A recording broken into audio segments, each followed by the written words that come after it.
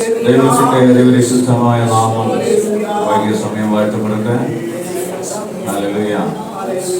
നാം ദൈവവചന പഠനമായി ദൈവസന്നിധിയിലേക്ക് അടുത്തു വരുമ്പോൾ കഴിഞ്ഞ ദിവസങ്ങളിൽ നാം ചിന്തിച്ചതായ വിഷയമെന്ന് പറയുന്നത് എന്താണ്? പഞ്ചേന്ദ്രിയങ്ങൾ എന്നുള്ളതാണ്. എന്തൊക്കെയാണ് പഞ്ചേന്ദ്രിയങ്ങൾ? കണ്ണ്, നാവ്, ചെവി, മൂക്ക്, ത്വക്ക്. 3 വിഷയങ്ങളെ പറ്റി നമ്മൾ ചിന്തിച്ചു. 3 വിഷയങ്ങൾ നമ്മൾ പഠിച്ചു. ഇന്ന് നമ്മൾ ചിന്തിക്കുവാൻ പോകുന്നത് ത്വക്ക് അല്ലെങ്കിൽ മൂക്ക്.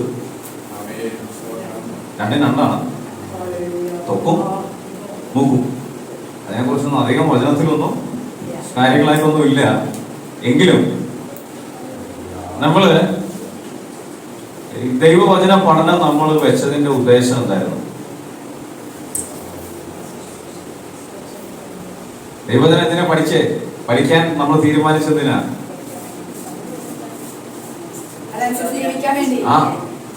പറ. ജീവിതത്തിൽ എന്ത് ചെയ്യാനാ? ചെറിയ മാറ്റങ്ങളൊക്കെ വരാനുണ്ട്. അതൊക്കെ നമ്മൾ പഠിച്ച് നമ്മൾ മുമ്പോട്ട് പോകുമ്പോൾ ചെറിയ മാറ്റമൊക്കെ വരും. നമ്മൾ പഠിച്ചു ഏതൻ തോട്ടത്തിൽ മനുഷ്യനെ എന്ത് ചെയ്തു? ദൈവം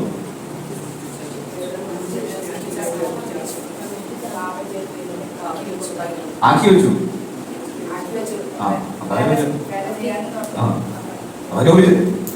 ഏതൻ തോട്ടത്തിൽ മനുഷ്യനെ എന്ത് ചെയ്തു?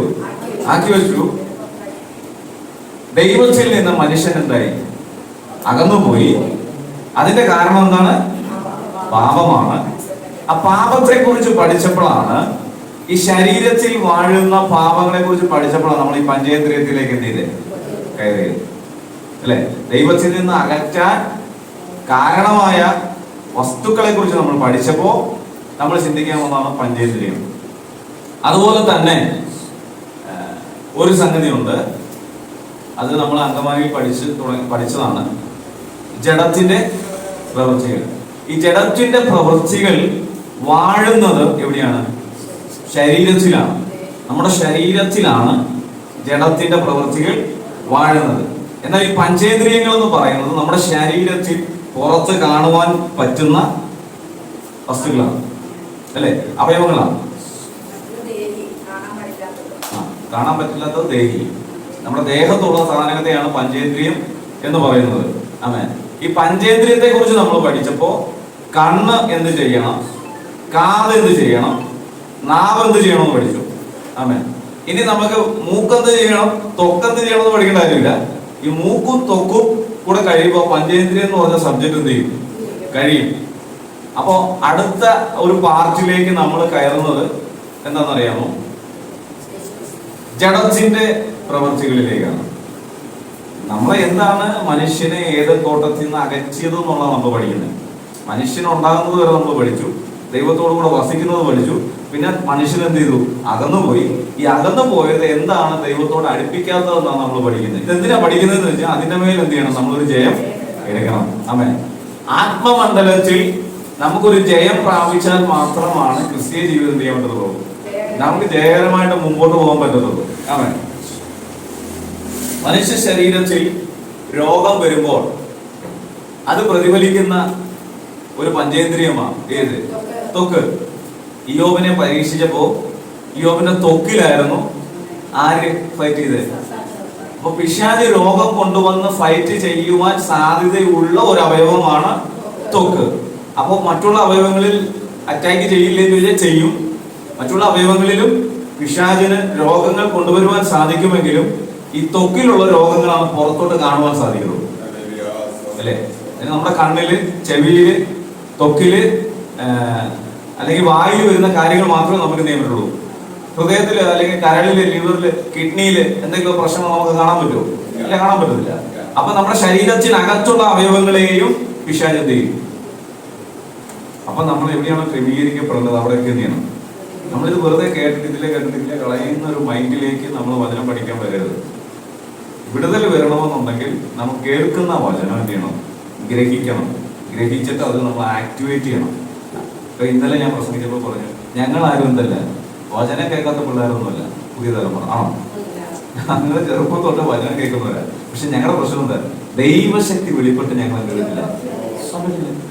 അപ്പൊ ദൈവശക്തി വെളിപ്പെടണമെന്നുണ്ടെങ്കിൽ ദൈവത്തിന്റെ വചനത്തിനകത്തുള്ള ആഴമായിട്ടുള്ള ഒരു ബന്ധം നമ്മുടെ ഉള്ളിലുണ്ടെങ്കിൽ മാത്രമാണ് ആ ദൈവിക പ്രവൃത്തി നമ്മുടെ കണ്ണാലെ കണ്ട് നമുക്ക് ദൈവത്തെ സ്തുതിക്കാൻ പറ്റത്തുള്ളൂ. യേശുവിന്റെ ശിഷ്യന്മാർക്ക് പ്രാർത്ഥിക്കാൻ അല്ലെങ്കിൽ ഭൂതത്തെ പുറത്താക്കാൻ പറ്റാതെ വന്നൊരു സമയമുണ്ട്. യേശുവിന്റെ ശിഷ്യന്മാർക്ക് കഴിവില്ലാഞ്ഞിട്ടല്ല, യേശുവിന്റെ നാമത്തിന് കഴിവില്ലാഞ്ഞിട്ടല്ല, യേശുവിന്റെ ശിഷ്യന്മാരിൽ വിശ്വാസം കുറഞ്ഞു പോയതുകൊണ്ടാണ്. ഈ നമ്മൾ കണ്ണിനെ കുറിച്ച് പഠിച്ചപ്പോൾ ഒരു കാര്യം പറഞ്ഞു, കണ്ണിനെ നമ്മൾ അലങ്കരിക്കും അല്ലെ. ചെവിയെ കുറിച്ച് പഠിച്ചപ്പോൾ നമ്മൾ പഠിച്ചു ചെവിയെ നമ്മൾ അലങ്കരിക്കും. പിന്നെ നാവ് അലങ്കരിക്കുന്ന സ്ത്രീകളും ഉണ്ട് കേട്ടോ. അതിന് റിങ്ങില്ലേ, ചെറിയ റിങ് നാവിലിടുന്ന അങ്ങനെ പൈശാചിക ചെറിയ റിങ്ങില്ലേ, ആ റിങ് ഇങ്ങനെ നാക്കിനടിയിൽ നമ്മുടെ ആ ഇതുണ്ടല്ലോ വള്ളി അതിലിടും. അപ്പൊ അങ്ങനെയൊക്കെ ഉള്ള സ്ത്രീകളൊക്കെ എവിടെയുണ്ട്? ഈ ഭൂമിയിലുണ്ട്. ഇതൊക്കെ നമ്മൾ മനസ്സിലാക്കിയിരിക്കണം. ഈ ലോകം പോകുന്ന പോക്കെന്ന് പറഞ്ഞു കഴിഞ്ഞാൽ നമ്മൾ ആരും പ്രതീക്ഷിക്കാത്ത പോക്കാ പോകുന്നത്. ആമേൻ. ഈ ത്വക്കെന്ന് പറയുന്ന അവയവത്തെയാണ് ശരീരത്തിലെ ഏറ്റവും വലിയ അവയവം എന്ന് പറയുന്നത്. കാരണം എന്താ? ശരീരം മൊത്തം പൊതിഞ്ഞിരിക്കുകയാണ്. ഈ ത്വക്കിനൊരു പ്രത്യേകതയുണ്ട്. അത് ഇച്ചിരി തേഞ്ഞു പോയാലും എന്ത് ചെയ്യും? വീണ്ടും വരും അല്ലേ? മുടി അതുപോലെ തന്നെയാണ് അല്ലേ? പക്ഷെ അതൊന്നും ഈ അവയവത്തിനകത്ത് വരുന്നതല്ല. ഈ ത്വക്കിന്റെ പ്രത്യേകത എന്ന് പറയുന്നത് ഒരു രൂപാന്തരം സംഭവിക്കുവാൻ സാധ്യതയുള്ള അവയവമാണ്. ആമേൻ. അതുപോലെ തന്നെ നമ്മൾ മൂക്കിനെ കുറിച്ച് ചിന്തിക്കുമ്പോൾ ദൈവത്തിന്റെ സാദൃശ്യത്തിലാണ് മനുഷ്യനെ സൃഷ്ടിച്ചതെന്ന് നമ്മൾ പഠിച്ചു. നമ്മൾ ഈ പഴയ നിയമ കാലഘട്ടത്തെ കുറിച്ച് പഠിക്കുമ്പോൾ യാഗം കഴിക്കുമ്പോൾ ദൈവം എന്ത് ചെയ്തു? ആ യാഗത്തിന്റെ അപ്പൊ ദൈവത്തിന് എന്തുണ്ട്? മൂക്കുണ്ട്. അതുകൊണ്ടാണ് നമുക്ക് മൂക്ക് വന്നേ. ഈ മോശ പർവ്വതത്തിൽ നിന്ന് ഇറങ്ങി 40 ദിവസം കഴിഞ്ഞ് പർവ്വതത്തിൽ നിന്ന് ഇറങ്ങി വരുന്ന സമയത്ത് മോശയുടെ കയ്യിൽ എന്തുണ്ടായിരുന്നു? കൽപ്പന ഉണ്ടായിരുന്നു. പക്ഷെ അതിന് വ്യത്യസ്തമായ ഒരു സംഗതി അവിടെ പറയുന്നുണ്ട്. അവന്റെ മുഖം എന്ത് ചെയ്തു? അവന്റെ ത്വക്ക് പ്രകാശിച്ചു, ശോഭിച്ചു. ഹല്ലേലൂയ. അത് കണ്ടു നിന്നവർക്ക് മനസ്സിലായി അവരുടെ ത്വക്കിൽ എന്തോ ഒരു രൂപാന്തരം. അപ്പൊ ദൈവ സാന്നിധ്യം ഇറങ്ങി വരുമ്പോ ശരീരത്തിലെ മുഖത്ത്, നമ്മുടെ ശരീര അവയവങ്ങളിലൊക്കെ എന്താണ്? പ്രകാശം വരുവാനിടയായി ചെയ്യും. അപ്പൊ അങ്ങനെ ഒരു അവയവമാണ് നമ്മൾ ഈ ത്വക്ക് എന്ന് പറയുന്നത്. അതുകൊണ്ട് തന്നെ നമ്മൾ ഈ കാതിനെ കുറിച്ച് പഠിച്ചപ്പോൾ പറഞ്ഞു നമ്മൾ അലങ്കരിക്കാൻ എന്ത് ചെയ്യരുത്? ഇത് ഉപയോഗിക്കരുത്. ദൈവശബ്ദം കേൾക്കാനുള്ളതാണ്. കണ്ണ് ദൈവത്തെ കാണുവാനുള്ളതാണ്. നാവ് ദൈവത്തെ സ്തുതിക്കുവാനുള്ളതാണ്. അതുപോലെ തന്നെ ഒരു അവയവമാണ് ഈ ത്വക്കും. ഈ ത്വക്കിൽ എന്ത് ചെയ്യും? പച്ച കുത്താൻ പാടില്ല. മനസ്സിലായില്ലേ? നമ്മുടെ ശരീരത്തിൽ പച്ച കുത്താൻ, ഈ ത്വക്കിനെ ഭംഗി പിടിപ്പിക്കുവാൻ നമ്മൾ ബാക്കിയുള്ള ചെയ്തതല്ല എന്താ? ഭംഗി പിടിപ്പിക്കാനുള്ള കാര്യങ്ങളാണ് ചെയ്തത്. അതുപോലെ തന്നെയുള്ള സംഗതിയാണ് ഈ ത്വക്കിൽ. ഇപ്പോഴത്തെ ജനറേഷന്റെ, ഇപ്പോഴത്തെ തലമുറയുടെ ഏറ്റവും വലിയൊരു പ്രശ്നമാണ് കണ്ണി കണ്ടെടുത്ത മൊത്തം ടാറ്റു. അപ്പൊ അതൊരു ദൈവികമല്ല, ദൈവികമായ പ്രവൃത്തിയല്ല. അങ്ങനെയുള്ള പ്രവൃത്തികൾ നമ്മൾ ചെയ്യണം. ഉണ്ട്. അപ്പൊ നമ്മൾ ആ ശരീരത്തെ, ത്വക്കിനെ നമ്മൾ എന്ത് ചെയ്യാൻ പാടില്ല? ദൈവം തന്നതിൽ നിന്ന് വ്യത്യസ്തമായി ഭംഗി കൂട്ടാനുള്ള കാര്യങ്ങളൊന്നും എന്ത് ചെയ്യാൻ പാടില്ല? ചെയ്യാൻ പാടില്ല. അത് ചെവിയോട് മാത്രമല്ല, കണ്ണിനോട് മാത്രമല്ല, ദൈവം തന്ന ശരീരത്തെ ദൈവത്തിന്റെ മന്ദിരം എന്ന് വിളിക്കുന്നതിന്റെ കാരണം നമ്മൾ ഇത് വേർപെടുത്തി നിർത്തുന്നത് കൊണ്ടാണ്. ഹലോ, നമ്മൾ വിശുദ്ധിയിൽ നമ്മുടെ ശരീരത്തെ വേർപെടുത്തി ജഡത്തിന്റെ ഇഷ്ടങ്ങളിൽ നിന്നും മാറ്റി നിർത്തുന്നത് കൊണ്ടാ പറഞ്ഞേ അത് ദൈവത്തിന്റെ മന്ദിരം. അപ്പൊ നമ്മുടെ ഹൃദയത്തിനകത്ത് ദൈവം വസിക്കുമ്പോൾ നമ്മുടെ ശരീരം മൊത്തം എന്തായിരിക്കണം? വിശുദ്ധമായിരിക്കണം. നമ്മുടെ ശരീരം മൊത്തം എന്തായിരിക്കണം? വിശുദ്ധമായിരിക്കണം. ആമേൻ. നമ്മുടെ ശരീരത്തിൽ നമ്മൾ മരിച്ചു കഴിഞ്ഞാൽ ആദ്യം അഴുകുന്നത് എന്താണെന്നറിയാമോ?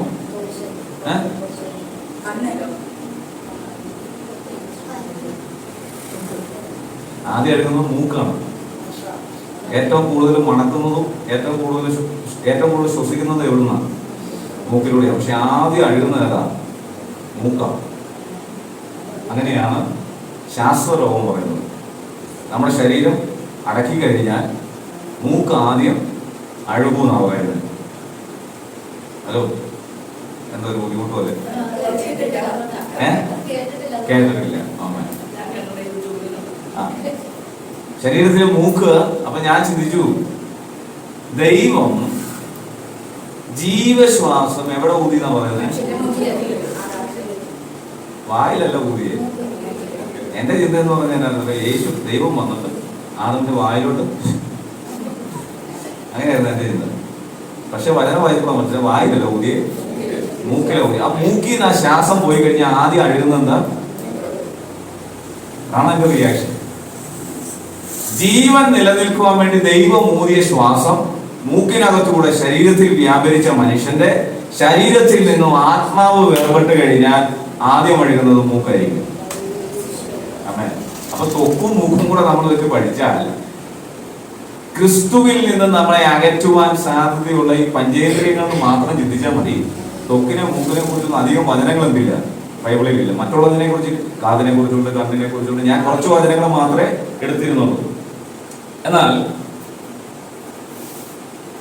പാപത്തിന്റെ സ്വാധീനം നമ്മുടെ അവയവങ്ങളിലൂടെ അകത്ത് കടക്കുവാൻ അനുവദിക്കുന്ന അവയവങ്ങളാണ് പഞ്ചേന്ദ്രിയങ്ങൾ. ഹലോ, മനസ്സിലായില്ലേ? പാപത്തിന്റെ സ്വാധീനം നമ്മുടെ ഹൃദയത്തിനകത്ത് പ്രവേശിക്കാൻ നമ്മളെ സഹായിക്കുന്ന അവയവങ്ങളാണ് പഞ്ചേന്ദ്രിയങ്ങൾ. അത്രയും മാത്രം ചിന്തിച്ചാൽ മതി. ഈ പഞ്ചേന്ദ്രിയങ്ങളാണ് പിശാച് എന്ത് ചെയ്യുന്നത്? ഏറ്റവും കൂടുതൽ മോഹം ജനിപ്പിക്കുവാൻ തക്കവണ്ണം. മോഹം എന്ത് ചെയ്യുന്നു? പാപത്തെ. അപ്പൊ പാപത്തിലേക്കുള്ള വഴി ഈ പഞ്ചേന്ദ്രിയങ്ങളാണ്. ആമേൻ. ഹലോ, ഏതൊക്കെയാണോ? അല്ല, ഈ പാപത്തിലേക്ക് മനുഷ്യനെ കൊണ്ടുപോകുന്ന പൈശാചിക ശക്തിയിൽ നിന്നും ആ ജഡത്തെ വീണ്ടെടുക്കാനാണ് യേശു ക്രിസ്തു ഭൂമിയിൽ വന്നത്. സിമ്പിളായിട്ടാണ് പറയുന്നത്. ഇത് കേൾക്കുന്നവർക്കും കാണുന്നവർക്കും കൂടെ എന്ത് ചെയ്യണം? മനസ്സിലാവണം. വളരെ സിമ്പിളായിട്ടല്ല പറയുന്നത്. മനുഷ്യൻ അകന്നുപോയി, മനുഷ്യനെ അകറ്റി നിർത്തിയിരിക്കുന്നത്, അകറ്റി കളഞ്ഞത് അവന്റെ ശരീരത്തിലെ അവയവങ്ങളാണ്. അടുക്കാതെ വണ്ണം ദൈവത്തിൽ നിന്ന് മാറ്റിക്കൊണ്ടുപോയി. ആദമിന്റെ ഹവ്വയുടെ മക്കളുടെ പേരെന്നാ? കായീനും ഹാബീലും. ഒരാളെ എന്ത് ചെയ്തു? കൊന്നു. അത് ചത്തുപോട്ടെ എന്ന് പറഞ്ഞപ്പോഴാണ് ചത്തേ. പിന്നെ എങ്ങനെയാ? അപ്പൊ എന്താ അതിനുവേണ്ടി പ്രവർത്തിച്ച സംഗതി? അപ്പൊ നമ്മുടെ ശരീരത്തിലെ അവയവങ്ങളാണ് പാപത്തിലേക്ക് എന്ത് ചെയ്യുന്നത്? നമ്മളൊരു സ്റ്റെപ്പ് വെപ്പിക്കുന്നത്. അമ്മ അവയവം ഇല്ല. അതുകൊണ്ടാ പറയുന്നത്, നീ നിന്റെ കണ്ണുകൊണ്ട് പാപം ചെയ്ത് കണ്ണു ചൂട് നിന്ന് കളഞ്ഞിട്ട് അവിടെ പോകും, സ്വർഗത്തിൽ പോകണേ. പറഞ്ഞതിന് അർത്ഥം തന്നെ ആ അവയവമാണ് പാപം ചെയ്യാൻ കാരണം. അപ്പൊ നമ്മുടെ ശരീരത്തെ ദൈവത്തിൽ നിന്ന് അകറ്റുന്ന പഞ്ചേന്ദ്രിയങ്ങളെ കുറിച്ച് നമ്മൾ പഠിക്കുമ്പോൾ അതുപോലെ തന്നെ നമ്മൾ പഠിക്കേണ്ട രണ്ട് അവയവം കൂടെ ഉണ്ട്. കൈയും കാലും. എത്രയൊക്കെ നമ്മൾ ചിന്തിച്ച് വചനം പഠിക്കണമെന്ന് വരാന്ന് പറഞ്ഞാലും കാല് നടന്നില്ലെങ്കിലോ, ഇരിക്കുന്ന കസേര ഇരിക്കുന്നതല്ലാതെ എവിടെ വരുന്നില്ല. നമ്മുടെ ചർച്ച ഇത്രയും പേരുള്ളൂ. അത് കാലും കൂടെ വിചാരിക്കണം എവിടെ വരെ? ആലയത്തിനകത്ത് വരെ. കൈ വിചാരിക്കണം ഈ ബൈബിൾ എനിക്കിങ്ങനെ മാറോട് പിടിക്കണമെന്ന് ആര് വിചാരിക്കണം? ഇനിയിപ്പോ നമ്മുടെ കാല് വിചാരിച്ചുകൊണ്ടും ഇത് നടക്കത്തില്ല. മനസ്സിലായി? നമ്മുടെ ശരീരത്തെ പൂർണ്ണമായി നമ്മുടെ ഹൃദയത്തിന് കൺട്രോൾ കൊണ്ടുവരണം. അതിനായി പഞ്ചേന്ദ്രിയങ്ങളെ കുറിച്ച് പഠിച്ചേ. അമ്മേ, മനസ്സിലായോ? ഞാൻ എന്റെ ഹൃദയത്തിൽ ആഗ്രഹിക്കുന്നത് വേണം എന്റെ പഞ്ചേന്ദ്രിയവും എന്റെ ശരീരവും ചെയ്യാൻ. അമ്മേ, ഇന്ന് ബിരിയാണി കഴിക്കാനാ ആഗ്രഹം. അമ്മൂന് രാത്രി ബിരിയാണി കഴിക്കാൻ ആഗ്രഹം. അപ്പൊ അത് ആഗ്രഹിച്ചതാരാ? ഹൃദയം. അപ്പൊ ശരീരം എന്ത് ചെയ്തിരിക്കുക? അതിനാണ് ഉറങ്ങി. ശരീരം എന്ത് ചെയ്ത് ബിരിയാണി കഴിക്കാൻ വേണ്ടിയുള്ള പ്രിപ്പറേഷൻ. കൈ കഴുകുന്നു, പ്ലേറ്റ് എടുത്ത് വെക്കുന്നു, അപ്പ ഇപ്പൊ കൊണ്ടുവരും എന്നൊക്കെ പറഞ്ഞിരിക്കുമ്പോ പപ്പ കൊണ്ട് വിളമ്പിയത് ദോശയാണ്. ആർക്കാ ഇഷ്ടപ്പെടാത്ത? ആർക്കാ ഇഷ്ടപ്പെടാത്ത? ആരാ തയ്യാറായ ബിരിയാണി കഴിക്കാൻ? നമ്മുടെ ശരീരം എന്ത് ചെയ്തിരിക്കുക? നമ്മൾ തയ്യാറാക്കിയിരിക്കുക മനസ്സുകൊണ്ടൊന്നും ബിരിയാണി ചിക്കന്റെ കാലൊക്കെ ഇങ്ങനെ പിടിച്ച് വലിച്ച് കഴിച്ച് എന്നൊക്കെ നമ്മളിങ്ങനെ ആലോചിച്ചിരിക്കുമ്പോ ചമ്മന്തി ദോശയും കൊണ്ട് നമ്മളെ മുമ്പിൽ കൊണ്ട് വെച്ചിരിക്കുക. നമ്മുടെ ഹൃദയം പറയുമോ കഴിക്കാൻ? നമ്മളൊരു തട്ടക്ക് തട്ടും. ഇതാണോ മേടിച്ചോണ്ട് വരെ പറഞ്ഞത്? ബിരിയാണി അല്ലേ മേടിച്ചോണ്ട് വരാൻ? എനിക്ക് വേണ്ട. എനിക്ക് നമ്മളൊരു ഹോട്ടലിൽ കയറി നമ്മളൊരു ചായയോ കാപ്പിയോ നിങ്ങൾക്ക് എന്താ കുടിക്കാൻ വേണ്ടതെന്ന് ചോദിക്കുമ്പോൾ വെയിറ്റർ വന്ന് ചോദിക്കുക നിങ്ങൾക്ക് എന്താണ് കുടിക്കാൻ വേണ്ടിയത്. നമ്മുടെ ഹൃദയം പറയാണ് ചായ മതി. എന്ത് മതി? നിത്യക്ക് എന്താ വേണ്ട? ചായ. നിത്യക്ക് ഒരു ചായ കൊടുക്ക്. നിത്യ ചായ പറഞ്ഞപ്പോ ഹോട്ടലിലെ ആൾ കൊണ്ട് തന്നത് എന്നാന്ന് അറിയാവോ? കാപ്പി കൊണ്ട് തന്നു. അത് കുടിക്കാൻ പറ്റിയാലുണ്ടല്ലോ നിന്റെ ജഡത്തിന്റെ കൺട്രോൾ നിന്റെ കയ്യിൽ. സിമ്പിളായിട്ട് ഞാൻ പറഞ്ഞു, വളരെ സിമ്പിളായിട്ട് പറഞ്ഞു. നീ ആഗ്രഹിക്കുന്നതല്ല നടക്കുന്നതെങ്കിലും നിന്റെ ജഡത്തെ നിനക്ക് കൺട്രോൾ ചെയ്യാൻ സാധിച്ചാൽ അവിടെയാണ് ദൈവ പൈതലിന്റെ വിടുതൽ, അവിടെയാണ് ദൈവശക്തി ഇറങ്ങുന്നത്. കാരണം എന്താ? ഈ ജഡത്തെ ഞാനാണ് നിയന്ത്രിക്കുന്നത്. ഇന്ന് പോണം? ഇന്ന് പോകണ്ട. ഇന്ന് ഭയങ്കര മഴയ്ക്കുള്ള സാധ്യത. നമ്മുടെ കണ്ണ് പറഞ്ഞു എന്തിനുള്ള സാധ്യതയുണ്ട്? മഴയ്ക്ക്. നല്ല മഴക്കോളുണ്ട്. ഇന്ന് പോകണ്ട. എവിടെ? പ്രാർത്ഥനയ്ക്ക്. നമ്മുടെ ജഡത്തെ നമ്മൾ എന്ത് ചെയ്യണം? കൺട്രോൾ ചെയ്യണം. എങ്ങനെ കൺട്രോൾ ചെയ്യണം? ഞാൻ എന്റെ ഹൃദയത്തിൽ പറയുന്ന കാര്യം മാത്രം എന്റെ ജഡം എന്ത് ചെയ്താൽ മതി? ചെയ്താൽ മതി. പറ്റില്ലേ? ദൈവികമായ കാര്യങ്ങളായിക്കോട്ടെ മാനുഷികമായ കാര്യങ്ങളായിക്കോട്ടെ നല്ലതെന്ന് തോന്നുന്നത് മഴയാണെങ്കിലും പ്രാർത്ഥനയ്ക്ക് എന്ത് ചെയ്യും? പോകും. അപ്പൊ ശരീരം എന്ത് ചെയ്യും? നടക്കും. കൊട എന്ത് ചെയ്യും? കൈ ഇടിക്കും. അപ്പൊ ആർക്ക് വഴങ്ങി? ഈ ശരീരം കൈ നമ്മുടെ ഹൃദയത്തിന് വഴങ്ങി. ആമേൻ. ഇത് എന്താ ഇത് പറയുന്നതിന്റെ ചുരുക്കം എന്ന് അറിയാമോ? നമ്മളെ ദൈവത്തിൽ നിന്ന് അകറ്റിയത് എന്തായിരുന്നു അറിയാമോ? എന്തായിരുന്നു? ഈ ശരീരത്തിലെ ഏത് അവയവമാണ് നമ്മളെ ദൈവത്തിൽ നിന്ന് അകറ്റിയത്? ഏതോ തോട്ടത്തിലേക്ക് പോകും.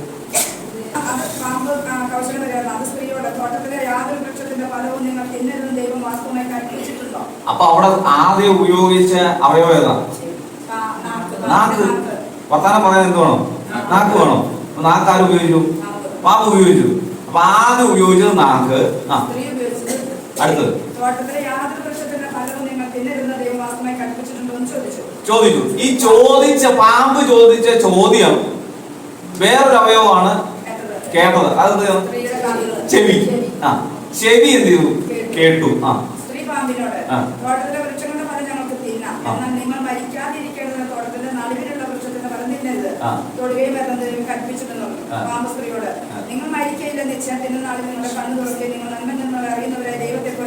അത് വായിച്ചതിനകത്ത് നിങ്ങൾക്ക് തോന്നുന്നുണ്ടോ ആ മരത്തിന്റെ ചോട്ടിൽ നിന്നാ സംസാരിച്ചെന്ന്? ഒന്നുകൂടെ വായിച്ചു.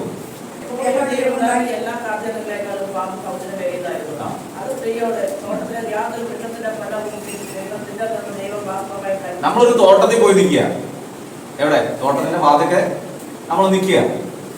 അപ്പൊ ഒരു കുട്ടി വന്നിട്ട് ചോദിക്കുക ഈ തോട്ടത്തിലുള്ള സഹകരണം വിൽക്കാനുള്ളതാണെന്ന് ചോദിച്ചു കഴിഞ്ഞാൽ ആ പേര ഒഴിച്ച് അല്ലെങ്കിൽ ആ വാഴ ഒഴിച്ച് ബാക്കി എല്ലാം കൊടുക്കാനുള്ളതെന്ന് പറഞ്ഞു കഴിഞ്ഞാൽ അതിനർത്ഥം ആ പേരയുടെ വാഴയുടെ തോട്ട് നിൽക്കുവാണെന്നാണോ? അല്ല. ഒരു പക്ഷെ എന്ത് ചെയ്യുക? അകന്നായിരിക്കാം നിൽക്കുന്നത്. പക്ഷെ അതിനകത്ത് അടങ്ങിയിരിക്കുന്ന ഒരു സംഗതി ഉണ്ട്. ഇതിനു മുമ്പ് ഇവ പേരയും വാഴയും ചെയ്തിട്ടുണ്ട്. കണ്ടിട്ടുണ്ട്. ഹലോ, ഇവളിത് കണ്ടിട്ട് ഇത് പലതവണ ഇവളിത് കണ്ട് അതിന്റെ ഭംഗി ആസ്വദിച്ച് ഹൃദയത്തിനകത്ത് സംഗ്രഹിച്ച് വെച്ചിരിക്കുന്നത്. എപ്പോഴേലും അവസരം കിട്ടിയാൽ ഞാൻ എന്ത് ചെയ്യും? പറയും. അങ്ങനെ ഇരിക്കുമ്പോൾ ആ പിശാച് വന്നിട്ട് ചോദിക്കുന്നത് നിങ്ങളോട് പറഞ്ഞിട്ടുണ്ടോ? അപ്പൊ പെട്ടെന്ന് അവളുടെ ഉള്ളിൽ വന്ന സംഗതിയാണ്. നടുക്കത്തെ മാത്രം പറയരുത്. അതൊന്നും ചോദിച്ചില്ല പിശാച്. ചോദിച്ചോ? നടുവിൽ നിൽക്കുന്ന വൃക്ഷത്തിന്റെ ഫലം തിന്നരുതെന്നാണ് ആദ്യം ചോദിച്ചത്. അല്ല, ചോദിച്ചത് യാതൊരു വൃക്ഷത്തിന്റെ ഫലവും തിന്നരുതെന്ന് പറഞ്ഞിട്ടുണ്ടെന്ന് ചോദിച്ചത്. പക്ഷെ ഇവിടെ പറഞ്ഞ ഉത്തരം എന്താണെന്നറിയോ?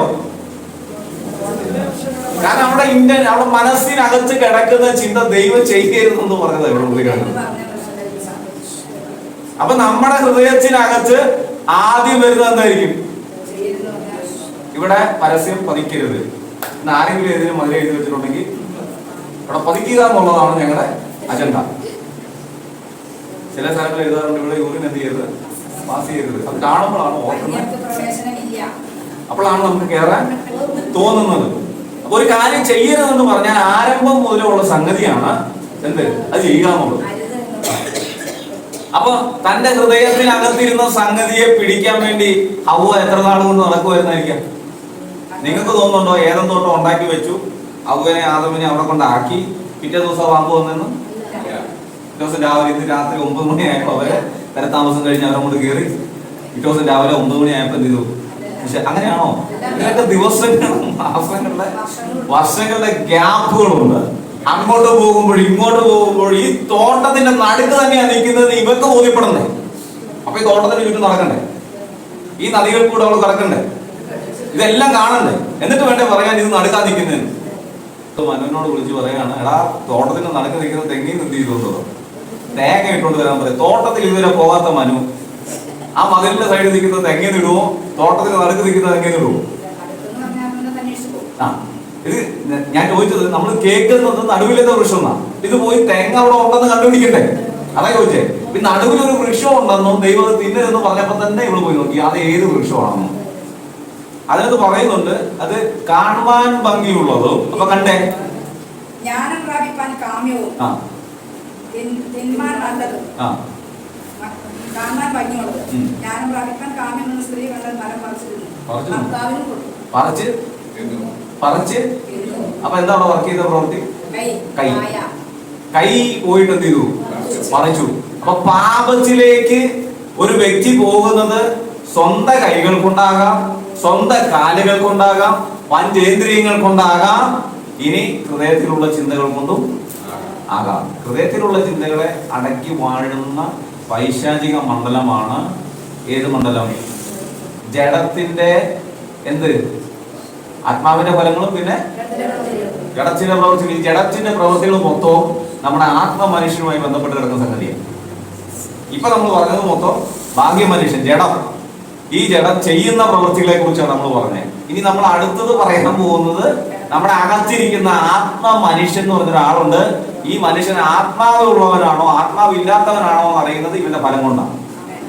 ഹലോ, മനസ്സിലായില്ലേ? ഞാൻ പറഞ്ഞു, ഞാൻ ഈ ചെയ്യുന്ന പ്രവൃത്തികളെല്ലാം നല്ലതാണെങ്കിൽ എന്റെ ഉള്ളിൽ ആരുണ്ട്? ദൈവത്തിന്റെ ആത്മാവുണ്ട്. നല്ല വൃക്ഷത്തെ ഫലം കൊണ്ട് തിരിച്ചറിയാം. ഞാൻ ചെയ്യുന്നതെല്ലാം നല്ലതാണെങ്കിൽ എന്റെ ഉള്ളിൽ ദൈവത്തിന്റെ ആത്മാവുണ്ട്. ഞാൻ ചെയ്യുന്നതും പറയുന്നതും പ്രവർത്തിക്കുന്നതും എല്ലാം ദുഷിച്ചതാണെങ്കിൽ അതിനർത്ഥം എന്താ? എന്റെ ഉള്ളിൽ ദൈവാത്മാവില്ല. അപ്പൊ ആ പ്രവർത്തിക്കുന്ന ശക്തികൾക്കും ദൈവത്തിൽ നിന്ന് മനുഷ്യനെ എന്ത് ചെയ്യാൻ പറ്റും? അകറ്റാൻ പറ്റും. അത് നമ്മൾ രണ്ടാമത് പഠിക്കുന്നത്. ഇപ്പോൾ നമ്മൾ ചിന്തിക്കുന്നത് നമ്മുടെ ശരീരത്തെ കുറിച്ചാണ്. ആമേൻ. ശരീരം ഇഷ്ടപ്പെടാത്ത ഒരു സംഗതി ഉണ്ട്. എന്താണെന്ന് അറിയാമോ? ആത്മീയത. എന്താ ഇഷ്ടമല്ലാത്ത ശരീരത്തിന്? ആത്മീയത. ഇഷ്ടമാണോ? ആ, എന്തോ പാട് വരുന്നു. ഒന്ന് ഞായറാഴ്ച വന്നൊന്ന് ആരാധിക്കാം. ഒരു കുടുംബ പ്രാർത്ഥനയ്ക്ക് വരാൻ എന്ത് പാട് വരുന്നു. ആ സമയത്ത് സിനിമയ്ക്ക് പോകാന്ന് പറഞ്ഞാലോ, ആ സമയത്ത് ടൂർ പോകാന്ന് പറഞ്ഞാലോ, എനർജി അല്ലേ? അപ്പൊ അതിനർത്ഥം തന്നെ നമ്മുടെ ഈ ശരീരം ദൈവത്തിൽ നിന്ന് അകന്നിരിക്കുമ്പോൾ തന്നെ നമ്മുടെ ശരീരത്തിനകത്ത് വസിക്കുന്ന ദൈവാത്മാവല്ലാത്തൊരാത്മാവുണ്ട്. ആ ആത്മാവുള്ള വ്യക്തിയെ വിളിക്കുന്ന പേരാ മനുഷ്യൻ. എന്റെ കൂടെ വരുന്നില്ലെങ്കിൽ ഒന്ന് കൈവോക്കിയേക്കണം. എന്റെ കൂടെ വരുന്നില്ലെങ്കിൽ കൈവോക്കിക്കോണം. അവിടെ നമ്മൾ നിർത്ത് പതുക്കെ പറഞ്ഞു പോകും. ഒരു മനുഷ്യന്റെ ശരീരത്തിൽ വസിക്കുന്ന ഒരാത്മാവുണ്ട്. അത് ദൈവീകമല്ല എന്നിരിക്കട്ടെ. ഒരു മനുഷ്യന്റെ ശരീരത്തിൽ ഒരു ആത്മാവുണ്ട്, മനുഷ്യാത്മാവ്. ഈ മനുഷ്യാത്മാവ് എന്താവണം? ദൈവാത്മാവായാൽ മാത്രമേ ദൈവത്തിനുള്ളത് കേൾക്കാനും ചിന്തിക്കാനും പറയാനും പറ്റത്തുള്ളൂ. ഒരു ട്രാൻസ്ഫോർമേഷൻ ആണ് ദൈവത്തിൽ നിന്ന് അകന്നു പോയ മനുഷ്യനെ അടുപ്പിക്കുന്നത്. മനസ്സിലായോ? ജനിക്കുന്ന എല്ലാ വ്യക്തികൾക്കും 3 കാര്യങ്ങളുണ്ട്. എന്തൊക്കെയാ? ദേഹം, ദേഹി, ആത്മാവ്. അത് പെന്തക്കോസ്തുകാർക്ക് മാത്രമല്ല ഈ ആത്മാവുള്ള, എല്ലാവർക്കും ഉണ്ട്. ഒന്നുകിൽ ദൈവത്തിന്റെ ആത്മാവ് അല്ലെങ്കിൽ മനുഷ്യന്റെ ആത്മാവ്. ഈ ദൈവത്തിന്റെ ആത്മാവ് ഉള്ളവനെ നാം തിരിച്ചറിയുന്നത് എങ്ങനെയാ? ഫലം കൊണ്ടാണ്. അത് സെക്കൻഡ് പാർട്ടാണ്. പക്ഷെ ഫസ്റ്റ് പാർട്ട് നമ്മൾ ചിന്തിക്കാൻ പോകുന്നത് ദൈവത്തിന്റെ ആത്മാവില്ലാത്ത മനുഷ്യൻ ഏദൻ തോട്ടത്തിൽ നിന്ന് ആദമും ഹവ്വയും പുറത്തുപോയി തലമുറകൾ വന്നപ്പോൾ, നോഹയുടെ കാലഘട്ടത്തിലേക്കൊക്കെ വന്നപ്പോൾ വഷളത്ത് എന്ത് ചെയ്തു? അപ്പൊ അവിടെ ദൈവികത ഉണ്ടോ? ഇല്ല. അതുകൊണ്ടാണ് നോഹയോട് പറഞ്ഞ നീ എന്ത് ചെയ്യാ? കേട്ടകൊണ്ടാക്ക മാനസാന്തരത്തെ കുറിച്ച് എന്ത് ചെയ്യാം? ഈ എന്തിനാ മാനസാന്തരം? അതാ പറഞ്ഞ ട്രാൻസ്ഫോർമേഷൻ. അകന്നു നിൽക്കുന്ന മനുഷ്യനെ ദൈവത്തിങ്കലേക്ക് അടുപ്പിക്കാൻ പല കാലഘട്ടങ്ങളിലായി ദൈവം ചില പ്രവാചകന്മാരെയും അഭിഷിക്തന്മാരെയും ഭൂമിയിലാക്കി വെച്ചു എന്ന് വചനം നമ്മളെ പഠിപ്പിക്കുമ്പോൾ അതിന്റെ പിന്നിൽ സംഭവിക്കുന്ന, നമ്മൾ കാണാതെ നടക്കുന്ന ഒരു പ്രവൃത്തി എന്താന്ന് വെച്ചാൽ സ്പിരിച്വൽ ട്രാൻസ്ഫോർമേഷൻ ആണ്. ആത്മീകമായിട്ടുള്ള ഒരു രൂപാന്തരം എവിടെ സംഭവിക്കുകയാണ്? ഇത് സ്വീകരിക്കുന്ന വ്യക്തി സംഭവിക്കുക. മനസ്സിലല്ലേ? കർത്താവേ, ഞാൻ എന്നെ തന്നെ സമർപ്പിക്കുന്നു, അങ്ങയുടെ ഹിതത്തിനായി സമർപ്പിക്കുന്നു, നിന്നെ എന്റെ രക്ഷിതാവും കർത്താവുമായി ഞാൻ സ്വീകരിക്കുന്നു എന്ന് പറയുന്ന നിമിഷം മനുഷ്യന്റെ ആത്മാവ് മാറും. അത് പറയാത്തിടത്തോളം കാലം അവന്റെ ഉള്ളിൽ ദൈവികമല്ലാത്ത ആത്മാവാണ് വസിക്കുന്നത്. അതുകൊണ്ടാണ് മൃഗപ്രായനായി ചിന്തിക്കുന്നതും പ്രാകൃത മനുഷ്യനായി പ്രവർത്തിക്കുന്നതിന്റെ കാരണം ദൈവത്തിൽ നിന്ന് അകന്നിരിക്കുന്ന മനുഷ്യന്റെ ശരീരത്തിനകത്ത് ദൈവാത്മാവ് ഇല്ലാത്തതുകൊണ്ടാണ്. മനസ്സിലായോ? അപ്പൊ ദൈവാത്മാവ് ഒരു മനുഷ്യന്റെ ഉള്ളിൽ വരണമെങ്കിൽ ഒന്നാമത്തെ കാര്യം കുറ്റബോധം. ഞാൻ പാപിയാണെന്ന് സമ്മതിക്കാതെ ദൈവത്തിന്റെ ആത്മാവില്ല വരില്ല.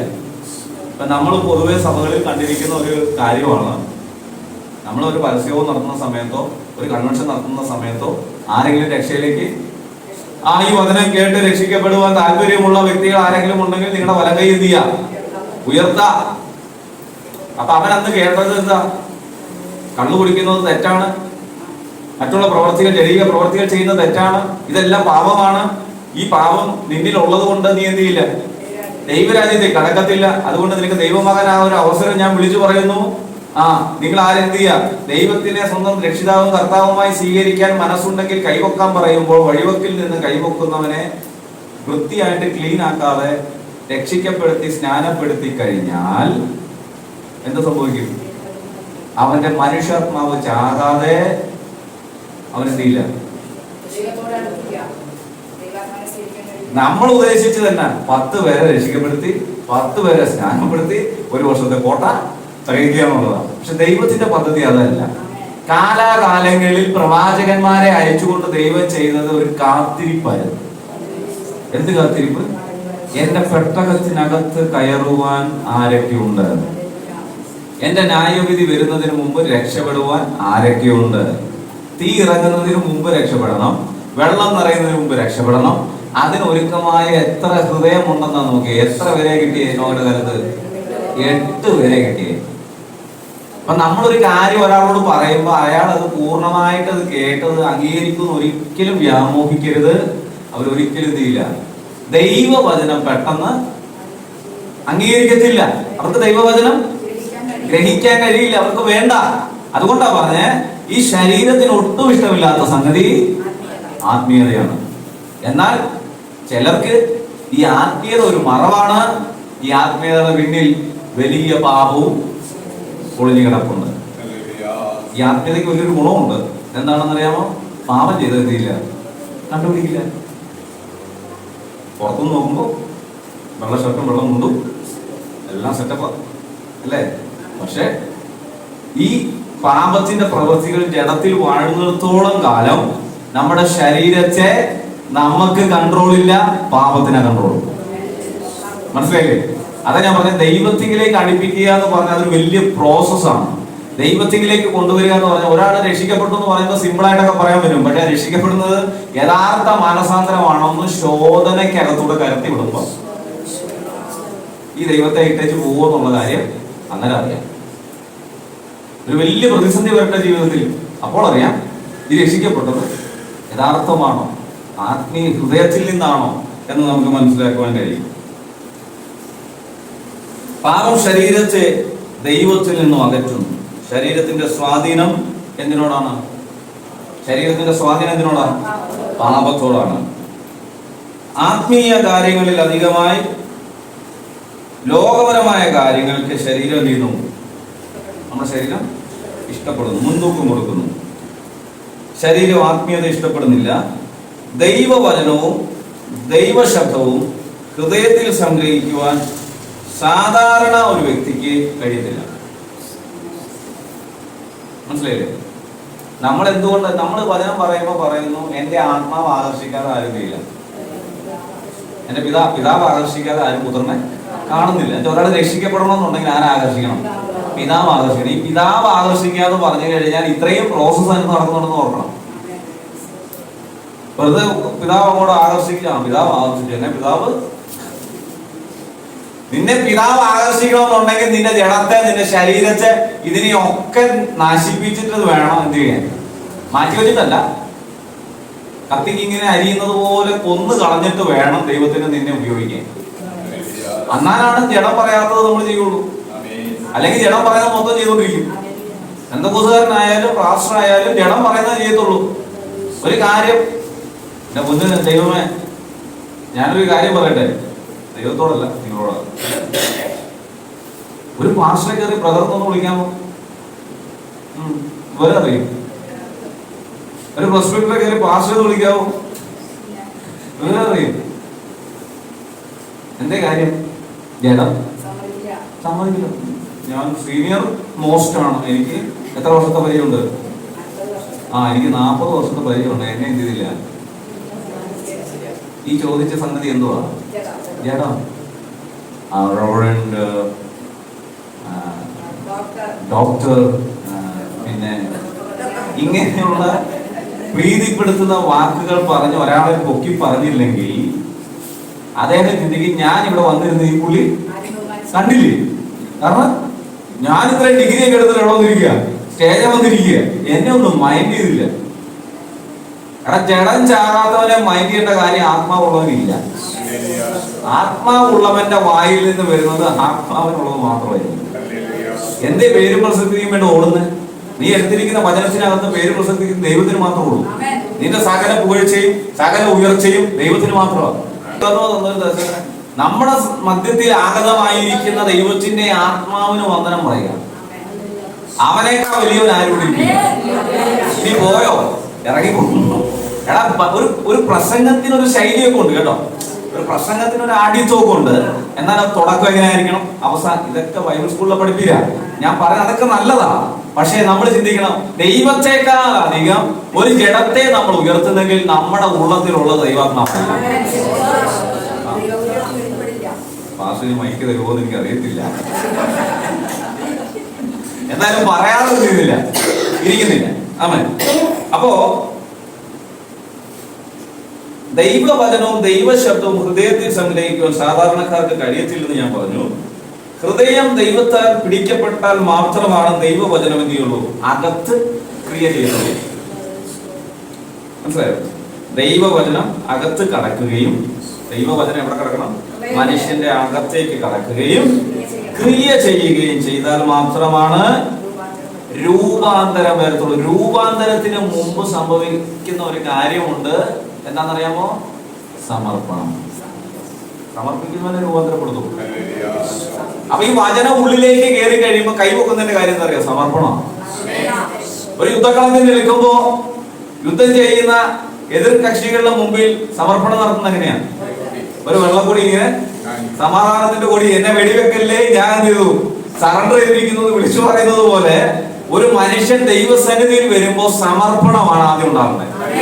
അതാണ് മനുഷ്യ ശരീരത്തിൽ ആദ്യം സംഭവിക്കേണ്ടത്. എന്ത് സംഭവിക്കും? ഇപ്പൊ നമ്മൾ ഒരാളെ രക്ഷിക്കപ്പെടുത്തുവാൻ പോയാൽ നമ്മൾ ആദ്യം രക്ഷാവചനമല്ല ഏറ്റു പറയണ്ടേ, അവനെ കൊണ്ട് സമർപ്പിക്കണം. ഞാനൊരു പാപിയാണ്, ഞാൻ പാപിയല്ല, ഞാൻ എന്നാ പാപം ചെയ്തിട്ടുള്ളത്, ഞാൻ ജനിച്ചിട്ട് ഇന്ന് വരെ ഒരു പാപവും ചെയ്തിട്ടില്ലെന്ന് പറയുന്നവരെ പോയി രക്ഷിക്കപ്പെടുത്തരുത്. ഞാനൊരു പാപിയാണെന്ന് സമ്മതിക്കുന്നവനെ രക്ഷിക്കപ്പെടുത്തണം. അതിനു മുമ്പ് വേണ്ടത് സമർപ്പണമുള്ള ഹൃദയത്തോടായിരിക്കണം നമ്മുടെ സംസാരം. ആമേൻ. സ്വയമായി ജഡത്തെ നശിപ്പിക്കുവാൻ മാനസികമായി ഒരുങ്ങി നിൽക്കുന്ന വ്യക്തിക്ക് ആത്മീയത എന്താണ്? അകലെയാണ്. മനസ്സിലായില്ല? സ്വയമായി ജഡത്തെ നശിപ്പിക്കുവാൻ മാനസികമായി ഒരുങ്ങി നിൽക്കുന്ന വ്യക്തിക്ക് ആത്മീയത അകലെയാണെന്ന് വെച്ചാൽ എന്റെ ജഡത്തെ ഞാൻ എന്ത് ചെയ്യാൻ പോവാ? നശിപ്പിക്കാൻ പോവാ. അവനിൽ ആത്മീയത ഉണ്ടോ? ഞാൻ ദൈവം തന്ന ജഡത്തെ നശിപ്പിക്കാൻ ഞാൻ ഒരുങ്ങിയാൽ അതിനർത്ഥം ദൈവത്തിന്റെ ആത്മാവ് ആരിലില്ല, ആ വ്യക്തിയിലില്ലെന്നുള്ളതാണ്. ഞാൻ മരിക്കും, ഞാൻ ചാകും, ഞാൻ അങ്ങനെ ചെയ്യും ഇങ്ങനെ ചെയ്യും എന്നൊക്കെ പറയുമ്പോൾ ചിന്തിച്ചോണം, ഇനി ഞാൻ ഈ മനുഷ്യന്റെ കൂടെ എന്തില്ല, ജീവിച്ചില്ലെന്നൊക്കെ പറയുമ്പോൾ ചിന്തിച്ചോണം, എന്റെ ഉള്ളിൽ ആരില്ല, ദൈവത്തിന്റെ. നമ്മൾ ഈ പറയുന്ന പോലെ പ്രകസനത്തിലൊന്നും ദൈവം ചെയ്യുന്നില്ല, ഇഷ്ടപ്പെടുന്നൊന്നുമില്ല കേട്ടോ. ഹല്ലേലൂയ. സ്വയമായി ജഡത്തെ നശിപ്പിക്കുന്നവരുടെ കാര്യമാണ് ഞാൻ പറഞ്ഞത്. ശരീരത്തിൽ ദൈവസാന്നിധ്യം വസിക്കുന്നുവെങ്കിൽ എന്ത് ചെയ്യും? ലോകത്തിന്റെ പ്രവൃത്തികളെ എതിർത്ത് നിന്നാൽ അല്ലെങ്കിൽ ഒരുക്കമാണെങ്കിൽ മാത്രമാണ് ദൈവത്തിന് ഈ ശരീരത്തെ ഉപയോഗിക്കുവാൻ കഴിയത്തുള്ളൂ. ലോകത്തിന്റെ പ്രവൃത്തികൾ എന്ത് ചെയ്യണം? ആര്? ജഡം. നമ്മുടെ ജഡത്തിന് ലോകത്തിന്റെ സകല പ്രവൃത്തികളെയും എതിർത്ത് നിന്നിട്ട് ദൈവത്തിന്റെ പ്രവൃത്തി നമ്മുടെ ശരീരത്തിൽ വസിക്കുവാൻ ചെയ്യുവാൻ നമ്മളെ ഏൽപ്പിച്ചു കൊടുക്കുന്ന സമയത്ത് മാത്രമാണ് ആ സമർപ്പണം പൂർത്തീകരിക്കത്തുള്ളൂ. ജഡത്തെ, നമ്മുടെ ജഡത്തെ എ ഓർ ബി, അത് ആ ജഡം എപ്പോൾ മാനസാന്തരപ്പെടുന്നു അപ്പോൾ സമർപ്പിക്കുന്ന സമയം മുതൽ ദൈവം എന്ത് ചെയ്യാൻ പോവാണ്? ആ ജഡത്തിന്റെ ഉത്തരവാദിത്തം എടുക്കാൻ പോകും. അത് സമർപ്പിക്കാത്തടത്തോളം കാലം ദൈവത്തിന് ആ ജഡമായിട്ട് യാതൊരു ബന്ധവും ഇല്ലെന്നുള്ളതാണ്. എന്നാൽ നമ്മള് വഴിവെക്കി നിന്നാണെങ്കിലും അല്ലാതെയാണെങ്കിലും രക്ഷിക്കപ്പെട്ടു, സ്നാനപ്പെട്ടു, അത്രമേശ ആചരിക്കുന്നു, സഭയിൽ വരുന്നു, കൈകൊട്ടുന്നു, പാട്ട് പാടുന്നു, ഇതെല്ലാം ഉണ്ടെങ്കിലും ജഡത്തിന്റെ പ്രവൃത്തികൾ പലപ്പോഴും മുറിയപ്പെടാതെ അവളുടെ കിടപ്പില്ലേ? അതിന്റെ കാരണം എന്താണ്? ആ ജഡത്തെ നമ്മൾ എന്ത് ചെയ്തിട്ടില്ല? ക്രൂശിച്ചില്ല. അല്ലെങ്കിൽ നമ്മൾ എന്ത് ചെയ്തില്ല? സമർപ്പണത്തിലേക്ക് വന്നപ്പോൾ യഥാർത്ഥ റൂട്ടിൽ കൂടെ അല്ല നമ്മൾ എന്ത് ചെയ്തേ? കേട്ടത് നമ്മൾ വിശ്വസിച്ചു, അതനുസരിച്ചു. അല്ലാതെ അതിനപ്പുറത്തൊന്നുണ്ടെന്ന് നമുക്ക് വ്യക്തമാക്കി പറഞ്ഞു തരുന്ന ഒരു തലം ഇവിടെ ഉണ്ടായിരുന്നില്ല. ആ സമയത്ത് നമുക്ക് കിട്ടിയില്ല. പക്ഷെ അതുകൊണ്ടാണ് ഇപ്പൊ നമുക്ക് വചനം പഠിക്കാൻ ഒരു ആഗ്രഹം. അതുകൊണ്ടാണ് ഞാൻ പറഞ്ഞത്, വചനം കേൾക്കുമ്പോൾ രൂപാന്തരം മനസ്സിനകത്ത് വന്നുകൊണ്ടിരിക്കും. ഏറ്റെടുക്കേണ്ട വചനം എന്ത് ചെയ്തോണം? ഏറ്റെടുത്തോണം. ആമേൻ. പഞ്ചേന്ദ്രിയങ്ങളിൽ വാഴുന്നത് എന്താണ്? ഭോഗയിച്ഛകളാണ്. പഞ്ചേന്ദ്രിയങ്ങളിൽ വാഴുന്നത് എന്താ? ഭോഗയിച്ഛകളാണ്. ഇപ്പൊ നമ്മുടെ കണ്ണിൽ കുറച്ച് സാധനം മേടിച്ച് തേക്കണമെന്ന് തോന്നും, കയ്യിൽ ഇരിക്കുന്ന കാശോടെ പോകും, കടക്കാരൻ്റെ പോകും. അത് നമ്മുടെ കണ്ണിന് ചെയ്ത് സൗന്ദര്യം കിട്ടിക്കോട്ടെന്ന് വിചാരിച്ചാൽ ജ്വല്ലറിയിൽ ഇരിക്കുന്ന സ്വർണം മേടിച്ച് അവിടെ ഞാത്തും കാതേനകത്തും. അപ്പൊ നമ്മുടെ കയ്യിലിരിക്കുന്ന പൈസ അവിടെ പോവും, ജ്വല്ലറിക്കാരൻ്റെ കയ്യിൽ പോകും. അപ്പൊ നമ്മൾ ഈ അവയവങ്ങളിൽ വാഴുന്ന ശക്തി ഭോഗേച്ഛയുടെ ശക്തിയാണ്. ഈ ത്വക്കിനെ നമ്മൾ മറയ്ക്കുന്നുണ്ടല്ലേ, വസ്ത്രം ധരിച്ച് മറയ്ക്കുന്നുണ്ട്. ഈ ത്വക്കിനെ മറയ്ക്കുന്നതിനകത്തും ഉണ്ട് ഭോഗേച്ഛ. ഞാൻ 2000-ന്റെ 90 ഇടത്തുള്ളൂ. ഞാൻ 1500-ന്റെ ഷർട്ട് ഇടത്തുള്ളൂ. അപ്പൊ ആ 1500 പോകാൻ വേണ്ടി കളയുന്ന ഭോഗത്തിന്റെ ആത്മാവുണ്ടല്ലോ, നമ്മുടെ ആ വിനിയോഗത്തിന്റെ സ്പിരിറ്റ്. ആ സ്പിരിറ്റ് 500 തീരേണ്ട സാധനം 1500 കളഞ്ഞിട്ട് 1000 രൂപ ആര് കെട്ടു? അല്ല, ശത്രുവിന് വരുന്നേ, അറപ്പാൻ, മുടിപ്പാൻ, മോഷ്ടിപ്പാൻ. അപ്പുറം നിന്റെ 1000 രൂപ കൊണ്ടുപോയി 500 രൂപയുടെ ഷർട്ട് നിനക്ക് 1500 രൂപയ്ക്ക് കിട്ടി. വളരെ ഹാപ്പി. കല്യാണത്തിനൊക്കെ സാരി എടുക്കാൻ പോണം, തലയ്ക്ക് വട്ട് പിടിക്കും. 5000 രൂപയുടെ സാരി ഒന്നും പോരാ. അതായത് 15000 എഴുതാതെ സാരി എന്ത് ചെയ്യില്ല, മേടിക്കില്ല. നല്ല ബുദ്ധിമാനായ സെയിൽസ്മാൻ എന്ത് ചെയ്യും? 5000-ന്റെ സ്റ്റിക്കർ മാറ്റി 15000 സ്റ്റിക്കർ ഒട്ടി കൊടുക്കും. ഓ ഇത് മതി, ഇതാണ് എന്റെ കളറിന് ചെയ്യുന്നത്. ഈ ബാക്കി 10000 അവിടെ പോയി, അത് കൊണ്ടുപോടാ നിന്റെ ദുഷ്ടൻ, അത് കൊണ്ടുപോയി. നിന്റെ ജഡത്തിന്റെ ഇഷ്ടങ്ങൾ എന്നും ഭോഗയിച്ഛകളായിരിക്കും. അതാണ് പറഞ്ഞതിന്റെ അർത്ഥം. വചനം പറയുന്നു ശരീരത്തെ ഉറക്കിക്കിടത്തണം. ശരീരത്തെ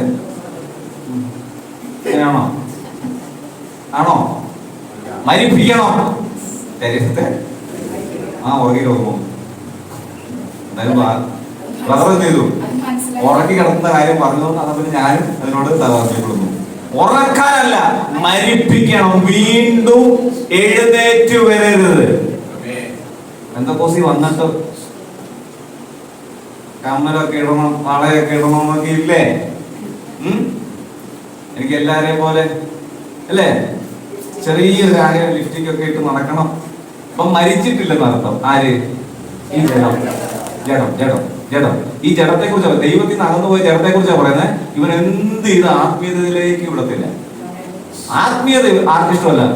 ജഡത്തിന് ഇഷ്ടമല്ല. അതുകൊണ്ടാണ് ഈ പഞ്ചേന്ദ്രിയങ്ങളെ കുറിച്ച് ആദ്യം പഠിക്കാൻ കാരണം. അല്ലെങ്കിൽ ഇനി ആത്മമനുഷ്യനെ കുറിച്ച് പഠിക്കുമ്പോൾ ആത്മതലത്തിലുള്ള കാര്യം മനസ്സിലാവും. പക്ഷെ ഈ ജഡത്തിൽ നമ്മൾ മനസ്സിലാക്കണം, ഞാൻ മരിക്കാതെയാണ് വന്നിരിക്കുന്നതെങ്കിൽ ഇപ്പൊ ഞാനൊരു വാച്ച് മേടിക്കാൻ പോവാം. അപ്പൊ എന്റെ ബഡ്ജറ്റ് എന്ന് പറയുന്നത് ഒരു 5000 രൂപയാണ്. ഇന്നത്തെ കാലത്ത് 5000 ഒന്നും വലിയ കാര്യമൊന്നുമില്ല. മാത്യുക്കളുടെ കാലത്ത് സൈക്കിൾ എന്തൊക്കെ വരുന്നു? ഇന്നോ? അന്ന് നമുക്കൊരു 1000 രൂപയ്ക്കകത്ത് സൈക്കിൾ കിട്ടും അല്ലേ? 200-300. നിങ്ങളുടെയൊക്കെ കാലഘട്ടം. പക്ഷെ ഞങ്ങളുടെ കാലഘട്ടം വന്നപ്പോൾ ഇന്നൊരു ഹെർക്കുലീസ് സൈക്കിൾ വേണമെങ്കിൽ 5000-6000 രൂപ കൊടുക്കണം. അപ്പൊ ഇന്നൊരു 5000 രൂപ വാച്ച് എന്ന് പറഞ്ഞാൽ വലുതാണോ? നിങ്ങൾ അന്ന് ഓടിച്ചത് 84 ഓടിച്ച സൈക്കിൾ ഹെർക്കുലീസ് സൈക്കിളാണ്. അതിന് കൊടുത്ത പൈസ എത്രയാ? 800 രൂപ. ഉദാഹരണം പറയുമോ, 2026 ഓടിക്കുന്ന സൈക്കിൾ ഹെർക്കുലീസ് സൈക്കിളാണ്. അതിന് കൊടുത്ത പൈസ എത്രയാ? 6000 രൂപ. അപ്പൊ നിങ്ങളുടെ സൈക്കിളിന് വില കൂടുതലായിട്ട് നിങ്ങൾക്ക് തോന്നുന്നു? ഇല്ല. അന്നത്തെ 800 അല്ലേ, ഇത് 6000 രൂപ കൊടുത്താൽ എങ്ങനെ സൈക്കിൾ കിട്ടും അല്ലേ? നമ്മൾ നമ്മുടെ മനസ്സിനോട് പറഞ്ഞു ഇത് ഇങ്ങനെയൊക്കെയാ, ഇത് ഇങ്ങനെയൊക്കെയാ. പക്ഷെ ഈ 6000-ന് മേടിക്കുന്ന സൈക്കിളിന് മാതിരി 25,000-ന്റെ സൈക്കിളാണ് മേടിക്കുന്നെങ്കിലോ അവിടെ നമ്മുടെ എന്ത് ചെയ്യും? പിന്നെ വീട് കയറ്റുവോ? അവനോട് 6000 രൂപ സൈക്കിൾ മേടിക്കുന്നത് 25,000 രൂപ സൈക്കിൾ മേടിച്ചോണ്ട് വന്നിരിക്കും. എന്താ ഞാൻ ആ പറഞ്ഞതിന്റെ കണ്ടന്റ് എന്താ?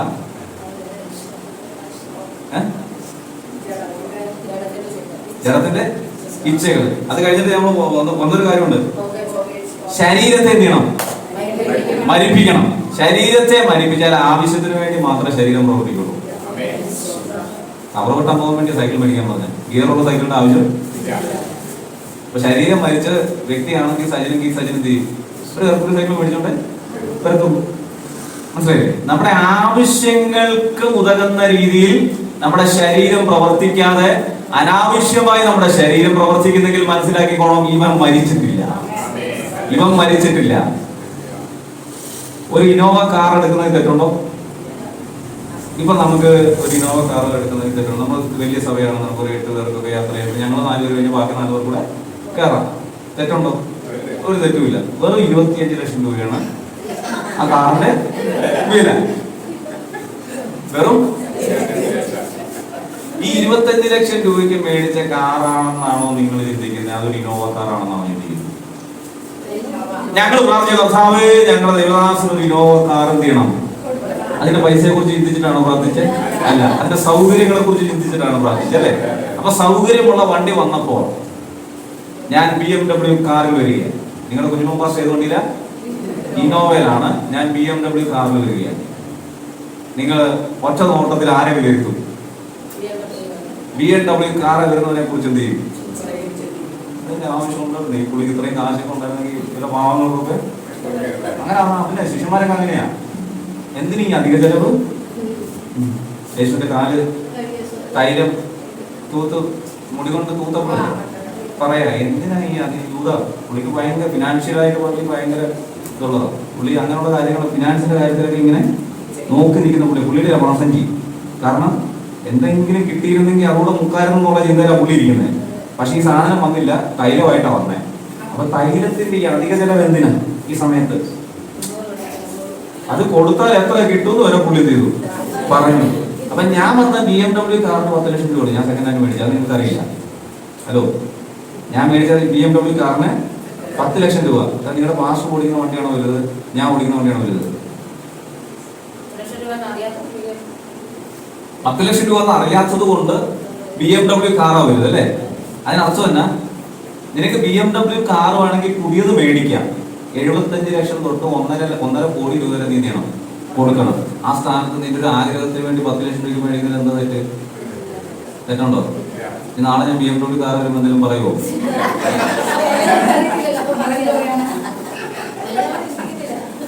അപ്പൊ നമ്മുടെ ജഡത്തിന്റെ ഇഷ്ടങ്ങൾ അധിക ചെലവായിട്ട് വരുന്നുണ്ടെങ്കിൽ നമ്മൾ ചിന്തിച്ചോണം, നമ്മുടെ സമ്പത്തിനെ അടിച്ചോണ്ട് പോകാൻ ഒട്ടും പദ്ധതി ഇട്ടിട്ടുണ്ട്, അവൻ ആ പൈസ അടിച്ചോണ്ട് പോവാം. ഇന്നോവ കാറിന് 3 ലക്ഷം കൊടുത്താലും കിട്ടും, സെക്കൻഡ് ഹാൻഡ് കിട്ടും. 10 ലക്ഷം കൊടുത്താൽ നല്ല വണ്ടി കിട്ടും. 25 ലക്ഷം രൂപ മേടിക്കണം ഒരു നിർബന്ധമില്ല. ഇന്നോവ കാർ കിട്ടിയാൽ പോലെ നമ്മുടെ ആവശ്യം നടന്നാൽ പോലെ എന്തോ യാത്ര ചെയ്താൽ പോലെ. അങ്ങനെയാണ് പാസ് കാളവണ്ടി മേടിച്ചു 8 പേർക്ക്. കാര്യം ഞാൻ നോക്കിയപ്പോ കാളവണ്ടി ആണെങ്കിൽ 2 കാളയ്ക്ക് വെള്ളം കൊടുത്താൽ കാര്യം നടക്കൂ. അങ്ങനല്ല, ജഡത്തിന്റെ ഇച്ഛകൾ എന്ന് പറയുമ്പോൾ നമ്മൾ മനസ്സിലാക്കണം, ദൈവനാമത്തെ ദുഷിക്കാതെ ആയിരിക്കണം നമ്മുടെ ജഡം നിൽക്കേണ്ടത്. കാരണം എന്താ, നമ്മുടെ ജഡത്തെയാണ്. എനിക്കറിയാം ഈ സബ്ജക്ട് ഒരിക്കലും ഇത് പറഞ്ഞു തീരില്ല. ഇത് 1 മണിക്കൂർ കൊണ്ട് പറഞ്ഞാൽ ഇത് കണ്ടിന്യൂസ് ആയിട്ട് പോകും. ഇത് കണ്ടിന്യൂസ് ആയിട്ട് പോയിട്ട് നമ്മൾ അടുത്ത ചാപ്റ്ററിലേക്ക് കയറത്തുള്ളൂ. അതായത് ഇത് ഞാൻ പറഞ്ഞത് സിമ്പിൾ ആയിട്ട് പറഞ്ഞു തരുന്നതിന്റെ കാര്യം എന്ന് പറഞ്ഞു കഴിഞ്ഞാൽ, നമ്മൾ ആവശ്യത്തിന് അനാവശ്യത്തിന് എവിടെ ലോക്ക് ചെയ്യുന്നുണ്ട്? സമ്പത്തേല്. കടയിലേക്ക് കുറച്ച് സാധനം മേടിക്കാൻ എന്ത് ചെയ്തു? ലിസ്റ്റ് ആര് കൊടുത്തു? കൊടുത്തു. ഇത് മേടിക്കുമ്പോഴാണ് ഭർത്താവ് ചിന്തിക്കുന്നത്, ഇത് കഴിഞ്ഞ ആഴ്ച മേടിച്ചിട്ട് പോയതാണല്ലോ, ഇത് ഇവിടെ ഉണ്ടാവുള്ളൂ, കണ്ടിട്ടുണ്ടാവില്ല. അതെന്ത് ചെയ്യാം? 30 രൂപയുടെ മസാലപ്പൊടിയാണ് വെട്ടിക്കളഞ്ഞ കേട്ടോ. 30 രൂപയുടെ മസാല. കാരണം വെറുതെ അനാവശ്യ ചെലവ് എന്തിനാ കട്ട് ചെയ്ത്. അത് കഴിഞ്ഞ് താഴോട്ട് ഇങ്ങനെ നോക്കുമ്പോഴത്തേക്ക് കാണാണ് ടൂത്ത് പേസ്റ്റ്. അത് ഒരാഴ്ച കൊണ്ട് ഞെക്കി പിഴിഞ്ഞാൽ ചെയ്യും. ഭിത്തിയിലൊക്കെ വെച്ച് ഉരച്ചെടുക്കുവാണെങ്കിൽ ഒരാഴ്ച കൂടെ ഓടും. അത് നമുക്കിപ്പോ എന്ത് ചെയ്യണ്ട, ഇത് മേടിച്ചു കഴിഞ്ഞാൽ പിന്നെ അത് തിന്നുവാ. ആര് പറയും? ഈ മേടിക്കാൻ പോയ പുള്ളി പറയും. കാരണം പുള്ളിയുടെ പോക്കറ്റിൽ നിന്ന് ഈ കാശ് പോകുന്നത്. ഈ പുള്ളിയെ കൊണ്ട് നമ്മൾ വസ്ത്രം എടുക്കാൻ പോണം. ഈ മസാല കൂട്ടും ഈ പേസ്റ്റ് മേടിക്കാതിരുന്ന പുള്ളിയെ കൊണ്ട് വസ്ത്രം എടുക്കാൻ പോകുമ്പോഴുള്ള മാനസികാവസ്ഥയാണോ ഈ പുള്ളിക്ക് പരിഹരിക്കാൻ തോന്നിയത്? അനാവശ്യമായ കാര്യങ്ങളിൽ ദൈവ മക്കൾ എന്ത് ചെയ്യരുത്? പിശുക്ക് കാണിച്ച് ദൈവനാമം ദുഷിക്കരുത്. അതൊരു വലിയ കാര്യമാണ്. ആവശ്യം അതാ പറഞ്ഞ ആദ്യം അതല്ല പറഞ്ഞത്. അനാവശ്യമായ കാര്യങ്ങളിൽ പൈസ സ്പെൻഡ് ചെയ്യുമ്പോ നീ മനസ്സിലാക്കിക്കണോ, വചനം ഓർത്തോണം. ഹല്ലേലൂയ. ആ മുതല് പോയത് പിശാച് കൊണ്ടുപോയി. അതെ, നിന്റെ ആവശ്യം നടന്നില്ല, പക്ഷെ പിശാച് നിന്റെ അത്രയും സമ്പത്തിനെ ഒറ്റ നിമിഷം ഒറ്റ ആകർഷണ ശക്തി കൊണ്ടെന്ത് ചെയ്തു? അത് നഷ്ടപ്പെടുത്തി പോയി. അങ്ങനെയാണ് ജഡത്തിന്റെ ആഗ്രഹം, കണ്ണിന്റെ ആഗ്രഹമായിരുന്നു എനിക്ക് ആ നീല ചുരിദാർ വേണം. നീല ചുരിദാർ കിട്ടും, 500 തൊട്ട് കിട്ടും. പക്ഷെ നീ തൂക്കിയിട്ടിരിക്കുന്ന 1999 ചുരിദാർ വെറും 2999. 500 ഉണ്ട്, 1000 ഉണ്ട്, 1500 ഉണ്ട്. 1500 മേടിച്ചാൽ 500 രൂപ എന്ത് ചെയ്യും? അല്ല 1500 രൂപ ലാഭം ചെയ്യും. 1999 ഞങ്ങൾ ബാക്കിയുടെ കണക്കാണ്. ഞാൻ പറഞ്ഞു വന്നത് ജഡത്തിന്റെ ഇച്ഛകളെ മരിപ്പിക്കുക എന്ന് പറഞ്ഞ വലിയ പ്രോസസ്സാണ്. ഓരോ ദിവസവും ഇത് മയക്ക് കൂടി കൊടുത്ത് മയക്കി അല്ല, അതാണ് മരിപ്പിക്കണം. മരിച്ചു കിടക്കുന്ന ഒരു വ്യക്തി എഴുന്നേറ്റ് വരുമോ? ഇല്ല. എന്ത് കണ്ടാലും എഴുന്നേറ്റ് വരുമോ? ഇല്ല. അങ്ങനെ പോകുന്ന ജഡത്തിൽ മാത്രമേ പരിശുദ്ധാത്മാവ് വരത്തുള്ളൂ. അങ്ങോട്ടാ പോണേ. നമ്മളിപ്പോ പോണ ദൈവത്തിൽ നിന്ന് അകന്നു പോയ മനുഷ്യരിലേക്ക് എങ്ങനെ ദൈവത്തിന്റെ ആത്മാവ് വസിക്കും? മനസ്സിലായി? നമ്മൾ ഇതൊന്നും കളയാതെ നമ്മൾ ഈ ഇഷ്ടങ്ങളും ആഗ്രഹങ്ങളും എല്ലാം തലോടി നമ്മൾ എന്ത് ചെയ്യാ? എല്ലാ ആരാധനയും മുടങ്ങാതെ. പക്ഷെ നമുക്ക് അന്യഭാഷയുണ്ട്, നമുക്ക് ദൂതുണ്ട്, വെളിപ്പാടുണ്ട്, ദർശനമുണ്ട്, എല്ലാം ഉണ്ട്. പക്ഷെ നമ്മുടെ ജഡത്തിന്റെ ചില പ്രവൃത്തികൾ എന്ത് ചെയ്തിട്ടില്ല?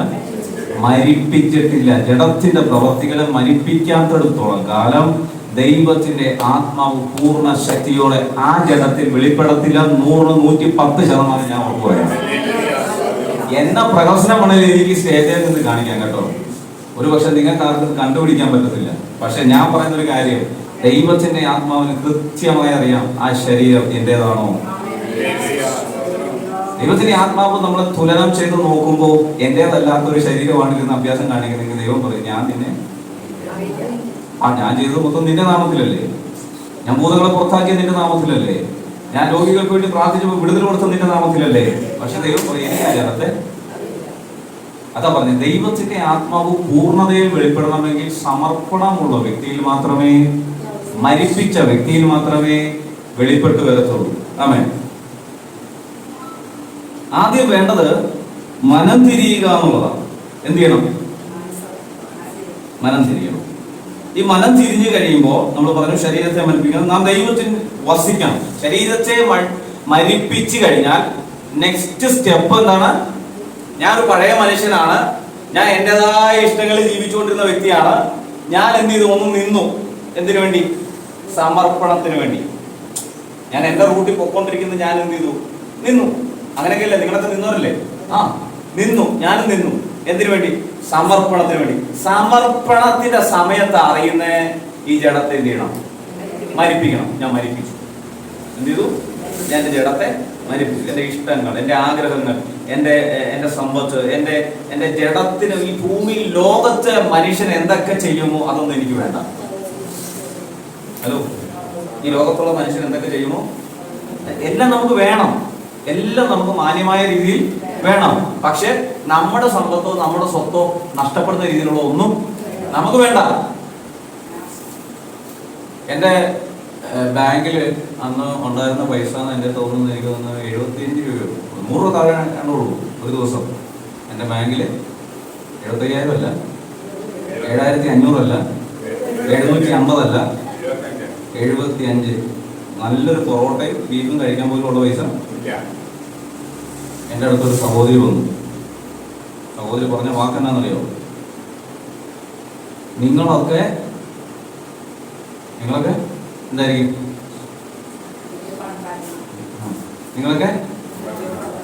നിങ്ങളൊക്കെ കാശിന്റെ പുറത്ത് ജീവിക്കുന്നവരല്ലേ? നിങ്ങളൊക്കെ ലക്ഷറി ലൈഫ് അല്ലേ? ഞാൻ എൻ്റെ പോക്കറ്റിലേക്ക് ഇങ്ങനെ നോക്കിയപ്പോൾ 75 രൂപയാണ് മൊബൈലിനകത്ത്. എടാ, നിന്നെ കണ്ടാൽ നിന്റെ ദൈവത്തെ ദൂഷിക്കരുത്. നീ ഇല്ലായ്മ കാണിക്കാൻ നിന്റെ ദൈവത്തെ നീ തരുന്നു. നിന്നെ കാണുന്നെന്ന് തോന്നുന്നു. ഈ പിച്ചക്കാരനാണോ ദൈവത്തെ? ഈ പിച്ചക്കാരന്റെ ദൈവത്തെയാണോ ഞാൻ? നമ്മളാ വരുന്ന വണ്ടിയും ഇനോവ കാറിലൊക്കെ നമ്മൾ അങ്ങമാരോട് വേണ്ട സ്റ്റൈലായിരുന്നു അല്ലേ? കാര്യമാണോ കൊടുക്കുമ്പോൾ നമുക്ക് അറിയില്ല. ദൈവസന്നിധി ചെല്ലുമ്പോൾ നല്ല വസ്ത്രങ്ങൾ ഇടണം. ദൈവസന്നിധിയിലേക്ക് നമ്മൾ അടുത്ത് ചെല്ലുമ്പോൾ മറ്റുള്ളവരെ കൊണ്ട് നമ്മൾ ദൈവത്തെ ദുഷിപ്പിക്കുന്ന ഒരു പ്രവൃത്തി ഈ ജഡത്തെ കൊണ്ട് നമ്മൾ ചെയ്യിപ്പിക്കരുത്. ഏറ്റവും മാന്യമായ രീതിയിൽ ഏറ്റവും നല്ല വസ്ത്രം ധരിച്ച് ഏറ്റവും ദൈവനാമത്തിന് മഹത്വം കൊടുക്കുന്ന സകല പ്രവൃത്തി നമ്മുടെ ജഡത്തെ കൊണ്ട് നമ്മൾ ചെയ്യിപ്പിക്കണം. ഇതൊന്നും ജഡത്തിന് ഇഷ്ടമല്ല, പക്ഷെ നമ്മൾ ചെയ്യിപ്പിക്കണം. ആരെ? വെള്ളം ഇടാൻ ഇഷ്ടമില്ലാത്തവരാരൊക്കെ ഉണ്ട്? ഓക്കെ, വെള്ള വസ്ത്രം എടുക്കുക. വെള്ള വസ്ത്രം ഇഷ്ടമാണോ? അടുത്ത ഞായറാഴ്ച കൊണ്ട് പറഞ്ഞേ.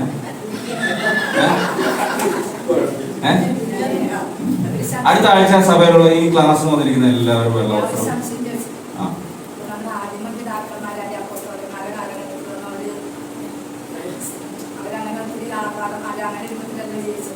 അവർ ആർപ്പാടത്തിലല്ല ജീവിച്ചല്ലേ?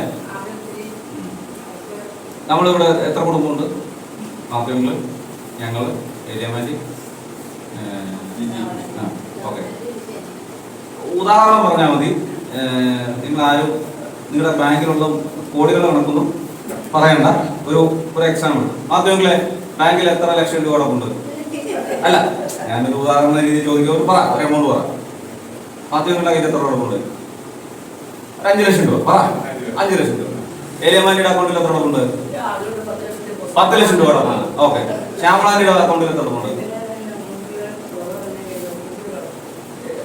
ഉള്ളത് പറയില്ലെന്ന്. 1 ലക്ഷം രൂപ. അപ്പം 5, 10, 1 ഒപ്പട അക്കൗണ്ടിൽ എത്ര ഉണ്ട്? 5 ലക്ഷം ഉണ്ട്. ആയിക്കോട്ടെ, 5ഉം 5ഉം 10ഉം 10ഉം 10ഉം 20ഉം 21. ഈ പുള്ളിയുടെ അക്കൗണ്ടിൽ മാത്രം എന്തില്ല? പൈസ ഇല്ല. ഇനി അപ്പോസ്തലന്മാരെന്താ ചെയ്തെന്നറിയാമോ? ആ 21 ലക്ഷം രൂപ കൊണ്ട് വെച്ചിട്ട് 5 ആയിട്ട് അങ്ങോട്ട് വിധിച്ചു. അപ്പൊ ഒന്നുമില്ലാത്ത നിധി ആരായി? പിച്ചക്കാരനായോ? പിച്ചക്കാരനായ അബ്രഹാം എന്ന് പറയുന്നത് നിങ്ങളുടെ പിതാവിന് ആസ്തിയെ പറ്റി നിങ്ങൾ ചിന്തിച്ചിട്ടുണ്ടോ? യാക്കോബിന്റെ ആസ്തിയെ കുറിച്ച് നിങ്ങൾ ചിന്തിച്ചിട്ടുണ്ടോ? പഴയ നിയമത്തിലല്ലേന്നോ? പഴയ നിയമ ഭക്തന്മാരെ പറ്റി എന്ത് ചോദിച്ചേ? നീ പുതിയ നിയമത്തിലോ? അപ്പോസ്തലനായ പൗലോസിനെ കുറിച്ച് എന്താ പറയാനുള്ളത്? എന്താ പറയാനുള്ളത്? അവരൊന്നും കാശില്ലാത്ത വീട്ടിലാണോ? അല്ല, അവര് ദൈവനാമ നിമിത്തം അത് ഉപേക്ഷിച്ചു നോക്കൂ. അല്ല, ദൈവനാമ നിമിത്തം ഉപേക്ഷിച്ചു എന്ന് പറഞ്ഞാൽ വിശ്വാസം ഉപേക്ഷിക്കാനല്ല അതിനർത്ഥം. നമ്മുടെ ചില ഫോൾസ് ആയിട്ടുള്ള നമ്മുടെ ചില ടീച്ചിങ്സ് ഉണ്ട്. പെന്തക്കോസ്തുകാർ എന്ത് ചെയ്യാൻ പാടില്ല? അനുഗ്രഹം പ്രാപിക്കാൻ പാടില്ല. അവന്റെ ബാങ്കിൽ പൈസ ഉണ്ടാവാൻ അവൻ കാറിൽ പോകാൻ പാടില്ല, വെള്ള വസ്ത്രം ധരിക്കാൻ പാടില്ല, അവൻ നല്ല വാച്ച് കെട്ടാൻ പാടില്ല, അവൻ നല്ല ഷൂസ് ഇടാൻ പാടില്ല. കാരണം അവൻ ദൈവത്തിന് വേണ്ടി ഇറങ്ങിയ അങ്ങനല്ല. ദൈവത്തിന് വേണ്ടി ഇറങ്ങിയവെന്ന് പറയുമ്പോ ആദ്യം ചെയ്യേണ്ടതറിയോ? അപ്പനെയും അമ്മയും എന്ത് ചെയ്യാം? ഒന്ന് മാറ്റി നിർത്താം. കുടുംബത്തിന് എന്ത് ചെയ്യാം? മാറ്റി നിർത്താം. സമ്പത്തിന് എന്ത് ചെയ്യാം? മാറ്റി നിർത്താം. എന്നിട്ട് വചനം പിടിച്ച് ദൈവത്തിന് വേണ്ടി നിൽക്കും. എത്ര പേർക്ക് മനസ്സിലായി? എത്ര പേർക്ക് മനസ്സിലായി? ഈ വചനത്തിനകത്തേക്ക് ഇറങ്ങിക്കഴിഞ്ഞാൽ പൗലോസിന്റെ വിട്ടുകളഞ്ഞേ ലേഖനങ്ങൾ ഇത്രയും മനോഹരമായ ലേഖനങ്ങൾ എഴുതിയ പൗലോസിന് ആസ്തി ഇല്ലാത്തവനല്ലായിരുന്നു. അവൻ ആസ്തി കോടിക്കണക്കിന് രൂപയുടെ ആസ്തി ഉള്ളവനാണ്. അവൻ എന്തേ ചപ്പും ചവറും തന്നെയാ. പൈസയോടുള്ള ഇഷ്ടക്കേടുകൊണ്ടൊന്നുമല്ല, ദൈവത്തെ പ്രതി. ഒരു വിശ്വാസിയെ സംബന്ധിച്ച് വിശ്വാസിയായിട്ടിരിക്കുന്ന വ്യക്തി പിച്ചക്കാരനായിട്ടിരിക്കേണ്ടവനല്ല. അവന്റെ ബാങ്കിൽ നിന്ന് പൈസ എടുത്ത് സാധുക്കൾക്ക് കൊടുക്കണം, ഇല്ലാത്തവന് കൊടുക്കണം. എന്നാൽ ദൈവദാസന്മാരെ സംബന്ധിച്ച് വ്യവസ്ഥ വേറെയാണ്. ദൈവദാസന്മാരെ സംബന്ധിച്ച് ദൈവ വേലയ്ക്ക് വേണ്ടി ഇപ്പൊ എന്റെ പപ്പ, ഒരു ഉദാഹരണം പറയാം. എന്റെ പപ്പ 99 എന്ത് ചെയ്തു? ജോലി വിട്ടച്ച് ദൈവവേലയ്ക്ക് വേണ്ടി ഇറങ്ങി. പപ്പ ദൈവവേലയ്ക്ക് ഇറങ്ങിയത് കൊണ്ട് കഷ്ടം ഭാര്യ മക്കൾ സഹിക്കണമെന്ന് വചനത്തിലില്ല. ഹലോ, ഉണ്ടോ? അപ്പൊ പക്ഷെ ഇപ്പൊ സംഭവിക്കുന്നുണ്ട്. ആ പുള്ളി ഇറങ്ങിയതുകൊണ്ട് ചക്ക തന്നെ പുഴുങ്ങി കഴിക്കുക. രാവിലെ ചക്ക, ഉച്ചയ്ക്ക് ചക്ക കഴിച്ചത്, വൈകിട്ട് ചക്ക പൊരിച്ചത്, പിറ്റേ ദിവസം രാവിലെ കപ്പളങ്ങ. ഈ പറമ്പിലുള്ള സകല വൃക്ഷത്തിന്റെ ഫലം നമ്മൾ തീർന്നുണ്ട്. എന്തുകൊണ്ടാണെന്നറിയോ? സുവിശേഷ വേലയ്ക്ക് വേണ്ടി ഇറങ്ങിയപ്പോൾ സമ്പത്ത് നോക്കാതെ ആ ജീവിതം മാറ്റി വെച്ചത് കൊണ്ട്. മനസ്സിലായില്ലേ? പക്ഷേ നീ ഒരു ദൈവദാസനല്ലേ, നിന്റെ മക്കള് നേഴ്സിംഗ് പഠിക്കരുത്, MBBS പഠിക്കരുതെന്ന് പറയാൻ നിനക്ക് അവകാശമില്ല. കാര്യം എന്താണെന്നറിയാമോ? ദൈവം രക്ഷ വ്യക്തിപരമാക്കിയിരിക്കുന്നു. അപ്പൊ എന്നോട് കഴിഞ്ഞ ദിവസം നമ്മൾ മീറ്റിങ്ങിന് പോയ സമയത്ത് ഒരാൾ പറഞ്ഞു, ഞാനിങ്ങനെ കണ്ടു ബ്രദർ മഞ്ഞപ്പുറയിൽ പാസ്റ്ററായിട്ട് ഞാൻ കണ്ടു. സഹോദരി അവിടെ നിന്ന് പറയുക, കേട്ടായിരുന്നോ? ആ കണ്ടതൊക്കെ അവിടെ ഇരിക്കട്ടെ. ആ കണ്ടതൊക്കെ സ്വന്തം കാര്യത്തെ പറ്റി കാണാൻ പറ്റുന്നുണ്ടോ? എടാ, എന്റെ പോക്ക് എങ്ങോട്ടാണെന്ന് നീ പറയണം. വേണ്ടോ? എന്റെ പോക്ക് എങ്ങോട്ടാന്ന്, നിത്യയുടെ പോക്ക് എങ്ങോട്ടാന്ന് അറിയാം. കാരണം എന്താ? വിളിയും തെരഞ്ഞെടുപ്പും വ്യക്തിപരമാണ്. ഞാൻ അടിച്ചേൽപ്പിക്കേണ്ടതല്ല പപ്പയെ. ഇപ്പൊ മമ്മി അടിച്ചേൽപ്പിച്ചതല്ല പപ്പയോട് എന്ത് 24 വർഷം പോയി പട്ടിണി കിടക്കാൻ. പപ്പ ദൈവസന്നിധിയിൽ എടുത്ത തീരുമാനത്തിന് മമ്മി എന്ത് ചെയ്ത? അത് ഒരു ഭാര്യ ഭർത്താവ് ആയതുകൊണ്ട് എന്ത് ചെയ്തു? സപ്പോർട്ട് ചെയ്തു. അതിനർത്ഥം മക്കൾ ഇനി അനുഗ്രഹിക്കപ്പെട്ടിരുന്ന അങ്ങനെയാണോ വചനം പഠിപ്പിക്കുന്നത്? അല്ല. എന്നാ ചിലരുടെ ചിന്ത, ദൈവദാസന്മാർ എന്ത് ചെയ്തു? നല്ല വസ്ത്രം ധരിക്കരുത്. നിങ്ങൾ മക്കൾ അനുഗ്രഹിക്കപ്പെട്ട് കഴിയുമ്പോൾ അവർ നല്ല വസ്ത്രം ധരിക്കട്ടെന്നേ വേണ്ടേ?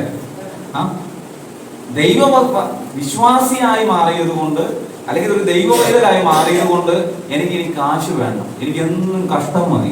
അങ്ങനല്ല. നമ്മുടെ ആദിമ പിതാക്കന്മാരെ കുറിച്ച് നമ്മൾ പഠിക്കുമ്പോൾ അവരൊക്കെ വളരെ വ്യക്തിയായിരുന്നു. അവർ വളരെ സമ്പന്നരായിരുന്നു. അബ്രഹാം, യാക്കോബ്, ഇസ്ഹാക്ക്, ഇവർക്കെല്ലാം ആടുമാടുകളും ഒട്ടകങ്ങളും വസ്തുവകകളും ഇതെല്ലാം ഉണ്ടായിരുന്നു. ഹല്ലേലൂയ. എന്നാൽ ദൈവം പുതിയ നിയമത്തിലേക്ക് നമ്മൾ കടന്നു വരുമ്പോ ഈ യേശുവിന്റെ സ്നേഹം കണ്ടപ്പം, ഈ സ്വന്തം ജീവനെ കൊടുത്തത് കണ്ടപ്പോ അതിനേക്കാൾ വിലയുള്ളതായിട്ട് ഇതൊന്നും തോന്നിയില്ല. മനസ്സിലായോ? അതുകൊണ്ട് ദൈവവേലയ്ക്ക് വേണ്ടി ഇറങ്ങുന്നവൻ എന്ത് ചെയ്യും? എല്ലാം ഉപേക്ഷിച്ചിട്ടായിരിക്കും ഇറങ്ങുന്നത്. അവന് അത് ദൈവം അതുകൊണ്ടാ പറഞ്ഞ, നീ ഇറങ്ങുമ്പോൾ പൊക്കണോ സഞ്ചിയോ ഒന്നും ചെയ്യണ്ട. നിനക്ക് വേണ്ടത് ഞാൻ എന്ത് ചെയ്തിട്ടുണ്ട്? കരുതിയിട്ടുണ്ട്. അപ്പൊ ഒരു വ്യക്തിയുടെ ജീവിതത്തെ ജഡത്തെ നമ്മൾ മെയിൻറ്റെയിൻ ചെയ്ത് കൊണ്ടുവരാന്ന് പറഞ്ഞാൽ ജഡത്തെ മരിപ്പിക്കുക. ജഡത്തെ മരിപ്പിക്കുക. അടുത്ത സ്റ്റെപ്പ് എന്താ നമ്മൾ പറഞ്ഞ? മരിപ്പിക്കണം, ദൈവത്തിൽ വസിക്കണം. കേട്ടോ? ദൈവത്തിൽ വസിക്കണം, ദൈവം നമ്മളിൽ വസിക്കണം. അത് രണ്ടാ. നമ്മൾ ദൈവത്തിൽ വസിക്കുകയും ദൈവം നമ്മളിൽ വസിക്കുകയും ചെയ്യുന്നത് വ്യത്യസ്തമാണ്, അല്ലേ? ആണോ? നമ്മളെങ്ങനെ ദൈവത്തിൽ വസിക്കുന്നത്? ദൈവേഷണം ചെയ്ത് നമുക്ക് ദൈവത്തിൽ എന്ത് ചെയ്യാൻ പറ്റും? വസിക്കാൻ പറ്റും. ദൈവം നമ്മളിൽ വസിച്ചാൽ എന്ത് സംഭവിക്കും? നമ്മുടെ ഫലങ്ങളെല്ലാം ദൈവികമായിരിക്കും. നമ്മൾ പുറപ്പെടുവിക്കുന്ന ഫലങ്ങളെല്ലാം എന്തായിരിക്കും? ദൈവികമല്ല. അങ്ങോട്ടും ഇങ്ങോട്ടും ഒരു സമർപ്പണത്തിന്റെ ഒരു സ്പിരിറ്റിൽ നമുക്ക് എന്ത് ചെയ്യാൻ പറ്റും? മുമ്പോട്ട് പോകുവാൻ സാധിക്കും. നമ്മൾ ബൈബിൾ ക്ലാസ് ആണ് ചിലപ്പോൾ ഉറപ്പൊക്കെ വരാനുള്ള സാധ്യതയുണ്ട്. നമ്മൾ കാണുന്നവർ, നമ്മളെ കാണുന്നവർ ആരെ കാണണം? അതാണ് എന്റെ വിഷയം. ഈ ജഡത്തെ കാണുന്നവൻ ആരെ കാണണം? ദൈവത്തെ കാണണം. അപ്പോ ഈ ജഡത്തെ ദൈവം സൃഷ്ടിച്ചതിനാ മമ്മി എന്താ പറഞ്ഞ? ദൈവത്തെ ജഡത്തെ എന്തിനാ സൃഷ്ടിച്ചേ? ആത്മനെന്തിനാ സൃഷ്ടിച്ചേ? ദൈവത്തെ ആരാധിക്കാനാ. പക്ഷെ പിന്മാറി പോയതുകൊണ്ട് ഇപ്പൊ തിരിച്ചെവിടെ വന്നു ജഡം? നമ്മൾ ഈ പഠിച്ച ക്ലാസ് വെച്ച് ജഡം ഇപ്പോൾ വന്നു, തിരിച്ച് ദൈവസന്നിധിയിലേക്ക് വന്നില്ലേ? ദൈവത്തോട് കൂടെ ആയില്ലേ? ദൈവം നമ്മോട് കൂടെ ആയില്ലേ? അപ്പൊ നമ്മൾ എവിടെയാ? ദൈവസന്നിധിയിലല്ലേ? അപ്പൊ ഈ നഷ്ടപ്പെട്ടു പോയ ജഡത്തെ എവിടെ കൊണ്ടുവന്നു? ദൈവസന്നിധിയിലേക്ക് മടക്കി കൊണ്ടുവന്നു. ഇതിനു വേണ്ടി കൊടുത്ത വിലയാ അവന്റെ രക്തം. മനസ്സിലായില്ലേ? ആ നശിച്ചുപോയ പിശാചിന് അടിമയായിരുന്ന, പിശാചിന്റെ ലോകത്തിന് മാത്രമായി കിടന്നിരുന്ന നമ്മുടെ ജഡത്തെ ദൈവം എന്ത് ചെയ്തു? വിലയ്ക്ക് വാങ്ങി. ആമേൻ. ആ വിലയ്ക്ക് വാങ്ങി തിരിച്ച് ആ ദൈവവുമായുള്ള ബന്ധത്തിൽ കൊണ്ട് നിർത്തി. അങ്ങനെ നിൽക്കുന്ന വിശ്വാസിയുടെ പേരാ പെന്തക്കോസ്തുകാരൻ. നമ്മളങ്ങനെയാണോ? ഈ ജഡത്തിന്റെ എന്തെങ്കിലും പ്രവൃത്തി നമ്മുടെ കയ്യിലുണ്ടോ? നമ്മുടെ നാവിന്റെ പൂർണ്ണത അറിയണമെന്നുണ്ടെങ്കിൽ അടുക്കളയില് പാർശ്വമുറ്റത്ത് വന്ന് നിൽക്കുമ്പോൾ അടുക്കളയിൽ നിൽക്കുന്നവര് പറയുന്നത് കേട്ടാൽ അറിയാം നമ്മുടെ നാവിന്റെ പൂർണ്ണത എത്രമാത്രം. നമ്മുടെ ചെവി മുറ്റത്ത് സംസാരിക്കുന്ന അടുക്കള നിൽക്കുന്ന ആളെന്ത് ചെയ്യും? അവനും അവളും എന്തായിരിക്കും പറയുന്നത്? ഞാനില്ലാതെ മാറ്റിച്ചാനും മരുവും കൂടെ മുറ്റത്തിരുന്ന് വർത്താനം പറയുമ്പോൾ ആന്റി എന്ത് ചെയ്യാം? അടുക്കളയിൽ നോക്ക്. ഞാൻ അറിയാത്ത ഒരു രഹസ്യം അപ്പനും പോലും കൂടെ എന്നാ ഇത് പറയുന്ന സമയത്തൊന്നും മാറ്റിച്ചാനും മരുന്ന് ശ്രദ്ധിച്ചില്ല. പക്ഷെ ഒരു 2 മണിക്കൂർ കഴിഞ്ഞപ്പോൾ ഒരാൾ അതിലെ വന്നിട്ട് ചോദിച്ചു, നിങ്ങൾ രണ്ടുപേരും നേരത്തെ വിളിച്ചത് എന്താ? ഇതെങ്ങനെ പുള്ളിക്കാരി കേട്ടെ? ജഡത്തെ മരിപ്പിക്കുക എന്ന് പറഞ്ഞാൽ നമ്മുടേതല്ലാത്തൊരു പ്രോപ്പർട്ടിയിലേക്ക് നമുക്ക് കയറാൻ അവകാശമില്ലെന്നുള്ളതാണ്. ഞാൻ മരിച്ചിവിടെ ഇങ്ങനെ കിടക്കുക, ഇവൻ എന്റെ പ്രോപ്പർട്ടി പോലും എനിക്ക് എടുക്കാൻ പറ്റില്ല. പറ്റുമോ? പറ്റില്ല. എനിക്ക് എന്റെ സാധനങ്ങൾ പോലും എടുക്കാൻ പറ്റത്തില്ല. അങ്ങനെയുള്ള മരണത്തെയാണ് പറഞ്ഞത് ജഡത്തിന്റെ മരണം. എന്റേതായിരുന്ന കുറച്ച് കാര്യങ്ങളുണ്ട്. ഞാൻ ലോക മനുഷ്യനായിരുന്നപ്പോ, എന്നാൽ ഞാൻ ഇന്ന് ദൈവത്തിന്റെ പൈതലായപ്പോ എനിക്ക് അതൊന്നും എടുക്കാൻ പറ്റത്തില്ല. അതിനെയാണ് വേർപാട് എന്ന് പറയുന്നത്. ദൈവം ഒരു മനുഷ്യനെ മടക്കി ദൈവസന്നിധിയിലേക്ക് കൊണ്ടുവന്നു കഴിഞ്ഞാൽ അടുത്തത് വരേണ്ട ഒരു സംഗതിയാണ് എന്ത്? വേർപാട്. ആ വേർപാട് വെച്ച് വേണം മറ്റതിനെയൊക്കെ അകറ്റി നിർത്താൻ. മനസ്സിലായോ? നമ്മൾ ദൈവസന്നിധിയിലേക്ക് അടുത്തു വരുമ്പോ ദൈവം നമ്മളോട് അടുത്തു വരുവാനിടയായി ചെയ്യും. ദൈവം നമ്മളോട് അടുത്തു വരുമ്പോൾ ദൈവം നമ്മുടെ ഹൃദയത്തിൽ വസിക്കുവാനിടയായി ചെയ്യും. നമ്മുടെ ഹൃദയത്തിൽ വസിക്കുന്ന ദൈവത്തിന്റെ സാന്നിധ്യത്തിനകത്ത് നിന്ന് എടുക്കേണ്ട ഒരു തീരുമാനമാണ് വേർപാട്. ഈ വേർപാടില്ലാത്തതാണ് ഇന്നത്തെ പെന്തക്കോസ്തസഭയുടെ. ആമേൻ. ഇവർക്ക് മനസ്സിലാവുന്നുണ്ട്. ഒരു പ്രസംഗത്തിന്റെ ശൈലി അല്ലാത്തതുകൊണ്ട് നിങ്ങൾക്ക് കൈയടിക്കാൻ ആരാധിക്കാനൊന്നും പറ്റുന്നില്ല. പക്ഷെ നിങ്ങളുടെ ഹൃദയത്തിനകത്തോട്ട് കയറിക്കോട്ടെ എന്ന് വിചാരിച്ചിട്ടാണ് ഈ പതുക്കെ പറയുന്നത്. ആമേൻ. ഹല്ലേലൂയ. അപ്പൊ നമ്മുടെ ശരീരത്തിൽ, നമ്മുടെ ശരീരം കൊണ്ട് ദൈവത്തെ എന്ത് ചെയ്യണം? മഹത്വപ്പെടുത്തണം. ആദ്യം വേണ്ടത് മനം തിരിയുക എന്നുള്ളതാണ്. ശേഷം ശരീരത്തെ മനസ്സുകൊണ്ട് എന്ത് ചെയ്യണം? ശരീരത്തെ മനസ്സുകൊണ്ട് ആദ്യം പറഞ്ഞ കാര്യം കീഴ്പ്പെടുത്തണം. ശരീരത്തെ ആര് കീഴ്പ്പെടുത്തണം?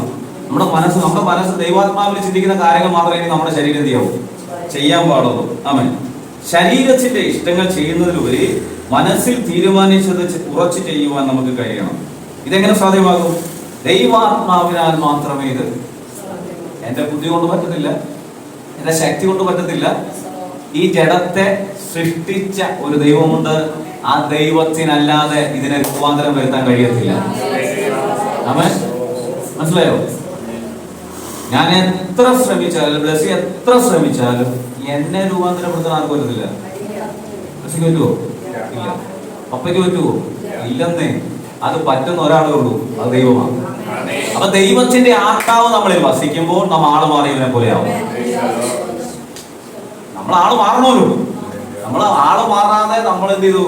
നമ്മൾ ജഡത്തിന്റെ പ്രവൃത്തികൾ ചെയ്ത് ലോക മനുഷ്യനായി ഇരുന്നപ്പോഴാണ് നമ്മൾ ദൈവവേദനായിട്ട് ദൈവസാന്നിധ്യം ഉള്ളവനായിട്ട് വന്നത്. അപ്പൊ നമ്മൾ എന്ത് ചെയ്യണം? ആള് മാറണം. നമ്മളെ കാണുന്നവർക്ക് തോന്നണം ഇവൻ ആള് മാറിയെന്ന്. അങ്ങനെയാണ് ജഡത്തിന് ട്രാൻസ്ഫോർമേഷൻ സംഭവിക്കുന്നത്.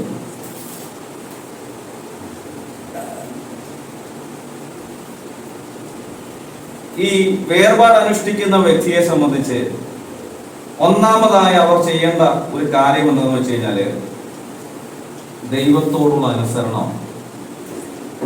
ആദ്യം എന്ത് ചെയ്തു? ജഡത്തെ സമർപ്പിച്ചു, കർത്താവിനെ സ്വന്തം രക്ഷിതാവായി സ്വീകരിച്ചു. പിന്നെ നമ്മൾ എന്ത് ചെയ്തു? ജഡത്തെ മരിപ്പിച്ചു. പിന്നെ നമ്മൾ എന്ത് ചെയ്തു? ദൈവത്തിൽ വസിച്ചു, ദൈവം നമ്മളിൽ വസിച്ചു. പിന്നെ നമ്മൾ എന്ത് ചെയ്തു? നമ്മുടെ ശരീരം കൊണ്ട് ദൈവത്തെ മഹത്വപ്പെടുത്തി. പിന്നെ നമ്മൾ വേർപാട് ആചരിക്കുന്നു. ഈ വേർപാട് ആചരിക്കുന്ന വ്യക്തി ചെയ്യേണ്ട ഒരു കാര്യമുണ്ട്. എന്താണ്? ദൈവത്തെ അനുസരിക്കുക എന്നുള്ളത്. അതിനകത്ത് ഒരു കോംപ്രമൈസും ദൈവ മക്കളോട് ദൈവം ചെയ്യത്തില്ല. ദൈവം വിട്ടുവീഴ്ച ചെയ്യാത്തൊരു സംഗതി ഉണ്ടെങ്കിൽ അനുസരണക്കേട് മാത്രമേ ഉള്ളൂ. അതാണ് ഈ അനുസരണക്കേടിന് ഇത്രയും ദൈവത്തിന് ദേഷ്യം വരാനുള്ള കാരണം. എന്താണെന്ന് വെച്ച് കഴിഞ്ഞാൽ ഇവൻ കഷ്ടപ്പെട്ടു പോയതാണ്. ഇവനെ ഞാൻ മടക്കി എവിടെ കൊണ്ടുവന്നു? ഈ ദൈവ സാന്നിധ്യത്തിനകത്ത് കൊണ്ടുവന്ന് ഇവനെ ഞാൻ വേർപാട് അനുഷ്ഠിച്ച് ഇവനെ എനിക്ക് വേണ്ടി ഞാൻ എന്ത് ചെയ്തു? വേർതിരിച്ച് നിർത്തി. എന്നിട്ട് ഇവൻ അനുസരണക്കേട് കാണിക്കാൻ ഇഷ്ടപ്പെടൂ? അതുകൊണ്ടാണ് പറയുന്നത് മോശയോട് ദൈവം എന്ത് ചെയ്തേ? വാഗ്ദത്ത ദേശത്തിലേക്ക് നയിച്ച വ്യക്തിയാരാ? മോശയാണ്. പക്ഷെ മോശ എന്ത് ചെയ്തില്ല? പ്രവേശിച്ചില്ല. എന്താ കാരണം? അനുസരണക്കേട്. ആദമ ഹവ്വയും ഏതൻ തോട്ടത്തിൽ നിന്ന് പുറത്തായി. എന്താ കാരണം? അനുസരണക്കേടിനകത്ത് ദൈവം ഒരു ജഡത്തിനും ദൈവം പ്രയോറിറ്റി കൊടുക്കുന്നില്ലെന്നുള്ളതാണ്. അതുകൊണ്ടാണ് വചനം പറയുന്നത് പിതാവിൽ പുത്രൻ പൂർണ്ണമായി അനുസരിച്ച് അവന്റെ മരണത്തോളം അവൻ താഴ്ത്തി. മനസ്സിലായോ? പിതാവിനോടുള്ള അനുസരണം നിമിത്തം അങ്ങനെ പറയുന്നുണ്ട് വചനം. എങ്ങനെ പറയുന്നത്? ക്രൂശിലെ മരണത്തോളം അവൻ എന്ത് ചെയ്തു? അനുസരണത്തിന്റെ പ്രസക്തി യേശു ക്രിസ്തു ക്രൂശിൽ കൊണ്ടുവരുവാനുള്ള കാരണം പിതാവിന് അത് ഇഷ്ടമല്ലെന്നുള്ള കാര്യം ആർക്കറിയാം? യേശുവിനറിയാം. ക്രൂശിലെ മരണത്തോളം അവൻ അനുസരിച്ചു. അപ്പൊ നമ്മള് ഒരു അനുസരണക്കേട് കാണിച്ച ദൈവം ക്ഷമിക്കും തോന്നുന്നുണ്ടോ? ദൈവം വേർപെട്ട് നിർത്തിയ ഒരു ജനത്തെ അനുസരണക്കേടാണ് ദൈവത്തിൽ നിന്ന് വീണ്ടും അകറ്റുന്നത്. നമ്മൾ പണ്ട് ദൈവത്തിൽ നിന്ന് അടുത്തുള്ളവരല്ലായിരുന്നു. പക്ഷെ നമ്മളിപ്പോ എവിടെയാ? ദൈവത്തോടു കൂടെ വസിച്ച് വേർപാട് അനുഷ്ഠിക്കുന്നത്. എന്ന് വെച്ചാൽ നമ്മളിപ്പോ പെന്തക്കോസ്തുകാരാ. പക്ഷെ ഇനി നമുക്ക് അകലാൻ സാധ്യതയുണ്ട്. ആ സാധ്യത എവിടുന്നാ വരുന്നത് അറിയാമോ? അനുസരണക്കേടിൽ നിന്ന്. എന്താ അനുസരണക്കേട്? ഇന്ന് പറഞ്ഞത് മൊത്തം കേട്ടിട്ട് എന്നോടോ ഞാനോ അനുസരിക്കാനോ? അനുസരിക്കോ? ഞാൻ അനുസരിക്കത്തില്ലെന്നുള്ള വാശിയില. ആ വേർപാട് അനുഷ്ഠിച്ചത് വരെ വെറുതെ. ഞാൻ പറഞ്ഞ സ്റ്റോറി നിങ്ങൾക്ക് മനസ്സിലാവുന്നോ? ദൈവത്തിൽ നിന്ന് അകന്നു പോയൊരു ജഡത്തെ ഇപ്പൊ എവിടെ കൊണ്ട് നിർത്തി? സ്റ്റെപ്പ് ബൈ സ്റ്റെപ്പായിട്ട് വേർപാട് വരെ കൊണ്ട് നിർത്തിച്ചു ബന്ധക്കൂസുകാരാക്കി ദൈവം ആലയത്തിനകത്തുകൊണ്ടിരുത്തി. ഇനി ഇവിടെ തെറ്റാൻ സാധ്യതയുണ്ട്. എവിടെ? അനുസരണക്കേട്. ഈ അനുസരണക്കേടിൽ തെറ്റിയാൽ ദൈവം കൈവിടുമെന്ന് ആർക്കറിയാം? ആർക്കറിയാം? അല്ല, അനുസരണക്കേടിൽ തെറ്റിയാൽ പിശാചിനറിയാം. ഇവനെ അനുസരണക്കേട് ചെയ്യിപ്പിച്ചാൽ ദൈവം എന്ത് ചെയ്യും? കൈവിടും. അതുകൊണ്ട് തന്നെ ഈ ടെംപ്ടേഷൻസ് എന്ത് ചെയ്തു? ആത്മമനുഷ്യനിലേക്ക് കൊടുത്തുകൊണ്ടിരിക്കും. അതാ ഞാൻ പറഞ്ഞ ആത്മമനുഷ്യനെ കുറിച്ച് നമ്മൾ ഇനി അടുത്തത് പഠിക്കും. ഇപ്പൊ നമ്മൾ പഠിച്ചത് മൊത്തം ജഡത്തിന്റെ കാര്യമാണ്. ഈ ജഡത്തെ കൊണ്ട് വീണ്ടും ചെയ്യിപ്പിക്കാൻ വെളിച്ചപ്പാടിന്റെ ആത്മാവിൽ ആര് വരും? അവന്റെ സകല പ്രവൃത്തികൾ ആത്മീയനോട് ആത്മീയത തോന്നിപ്പിക്കുന്ന രീതിയിലുള്ള സകല പ്രവൃത്തി ആര് കൊണ്ടുവരും? പിശാച് കൊണ്ടുവന്നിട്ട് അനുസരണക്കേട് നിന്നെ എന്നെ കൊണ്ട് ചെയ്യിപ്പിക്കും. നിങ്ങൾ എന്റെ കൂടെ ഉണ്ടോ എന്ന് എനിക്ക് സംശയം ഉണ്ടോ? അമ്മേ, പിശാചിനൊരു കാര്യം മനസ്സിലായി. ഇവന്റെ ജഡത്തെ മരിപ്പിച്ചവൻ ഇവൻ വേർപാട് അനുഷ്ഠിക്കുന്നവനാ, ദൈവത്തിൽ വസിക്കുന്നവനാ, ദൈവം വസിക്കുന്നവനാ. ഇവനെ ഇനി എന്ത് ചെയ്യാൻ പറ്റില്ല? ജഡത്തിൽ എന്ത് ചെയ്യാൻ പറ്റില്ല? തോപ്പിക്കാൻ പറ്റില്ല. പക്ഷെ എന്റെ വേറൊരു സാധനമുണ്ട്, രമ്പും പിന്നെ എന്റെ വേറെ ഉണ്ട്, അനുസരണക്കേട്. ഇത് ഞാൻ എവിടെ പ്രയോഗിക്കും? അവന്റെ ആത്മീയതയ്ക്കകത്ത് ഞാൻ പ്രയോഗിക്കും. ഞായറാഴ്ച രാവിലെ വരുമ്പോൾ വിശുദ്ധ മതിയാ അപ്രീഷിയേറ്റ് അല്ലേ? പിശാച് പറയും ഞാൻ നിന്നെ അനുമോദിക്കുന്നു. പ്രസംഗിക്കാൻ കയറി നിൽക്കുമ്പോൾ വിശുദ്ധൻ ആര് പറയും? ഈ ആത്മാവില്ലാത്ത ഞാൻ എന്തെങ്കിലും വിളിച്ചു പറഞ്ഞാൽ കൈയടിക്കാൻ ആരുണ്ട്? ആത്മാവില്ലാത്ത ജനം എന്റെ ഇവിടെ കൊണ്ട് എന്റെ മുമ്പിൽ, നിങ്ങളെ പറ്റിയല്ല കേട്ടോ, വേറെ സഭയെ പറ്റിയ. ആത്മാവില്ലാത്ത ഞാൻ എന്തെങ്കിലും പറയുമ്പോൾ എന്നെ സപ്പോർട്ട് ചെയ്യാൻ പിശാചിന്റെ ഗണമുണ്ട്, എന്റെ മുമ്പിലുണ്ട്. പിശാചിന്റെ ലക്ഷ്യം അനുസരണക്കേട് എന്നെ കൊണ്ട് ചെയ്യിപ്പിക്കുക. അങ്ങനെ എന്നെ ദൈവത്തിൽ നിന്ന് വീണ്ടും അകറ്റിക്കളയുക. ഇന്ന് രാത്രി നമ്മൾ പഠിക്കുന്ന കാര്യം നിസ്സാര കാര്യമല്ല. ഇത് സിമ്പിളായിട്ട് നമുക്ക് തോന്നാം. മൂക്കും കണ്ണും ചെവിയും കാതും ഒന്നുമല്ല എന്റെ പ്രശ്നം. ഞാൻ പറഞ്ഞത് ജഡത്തെ കുറിച്ച്. ഇതെല്ലാം ഈ ജഡത്തിനകത്തുള്ളതാണ്. അങ്ങനെ കൈയും കാലും അടക്കമുള്ളതാണ്. ഇന്ന് രാത്രി നാം കേൾക്കുന്ന ദൈവവചനം, നമ്മളോട് പറയുന്ന ദൈവശബ്ദം എന്താണെന്ന് നാം തിരിച്ചറിഞ്ഞില്ലെങ്കിൽ നമ്മൾ അനുസരണക്കേടിൽ പെട്ടുപോകാൻ സാധ്യതയുണ്ട്. അതുകൊണ്ട് എന്ത് ചെയ്യണം? നമ്മുടെ ഇഷ്ടങ്ങൾ മരിക്കണം, നമ്മുടെ ആവശ്യങ്ങൾ മരിക്കണം, നമ്മൾ ഉള്ളതിൽ തൃപ്തരാകണം. ഇങ്ങനെ ജഡത്തെ എല്ലാ വിധത്തിലും ക്രൂശിക്കണം. എന്നിട്ട് ദിവസവും ഈ ജഡത്തെ ശുദ്ധീകരിച്ച് പ്രാർത്ഥിക്കണം. എങ്ങനെ ശുദ്ധീകരിക്കും? സർപ്പിട്ടോ, ഏരിയിലിട്ട, സോപ്പൊടിട്ട, യേശുവിന്റെ പുണ്യാഹ രക്തം കൊണ്ട് ദിവസവും നമ്മൾ എന്ത് ചെയ്യണം? ശുദ്ധീകരണത്തിന്റെ പൂർണ്ണതയിൽ ആമേൻ നമ്മൾ എത്തപ്പെടണം. ക്രിസ്തു എന്ന തലയോളം വളരണം. പിശാച് അറിയത്തില്ല നമ്മൾ ക്രിസ്തു എന്ന തലയോളം വളരുന്നത്. ശുദ്ധീകരണം ഇല്ലാതിരിക്കുമ്പോൾ വീണ്ടും പാപം വരാനുള്ള സാധ്യത ഉണ്ട്. പാപം ചെയ്യാം എന്ന് പറഞ്ഞാൽ പാപം ചെയ്യാൻ പറഞ്ഞ പാപം ചെയ്യാനുള്ള സാധ്യത ഉണ്ടാവാം. പക്ഷെ ശുദ്ധീകരണം നടന്നാൽ എന്താ സംഭവിക്കും? നമ്മുടെ ശരീരം വിശുദ്ധമായി മാറും. യേശുവിന്റെ രക്തത്താലുള്ള ശുദ്ധീകരണം നമ്മളിൽ നടക്കുവാനിടയായി ചേരണം. മനുഷ്യൻ പാപം ചെയ്യാനുള്ള സാധ്യത കൂടുതലാണ്. നമ്മുടെ ഹൃദയത്തിൽ ഈ ചിന്ത എപ്പോഴും ഉണ്ടായിരിക്കണം.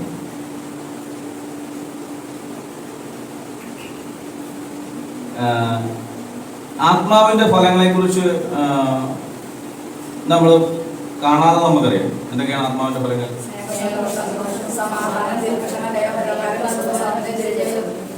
ഇതിലൊരു 5 ക്വാളിറ്റി ഉള്ളവർ കൈവക്കി.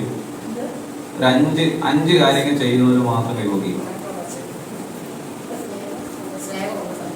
സ്നേഹമുണ്ട്, സന്തോഷമുണ്ട്, സമാധാനമുണ്ട്, ദീർഘക്ഷമയുണ്ട്.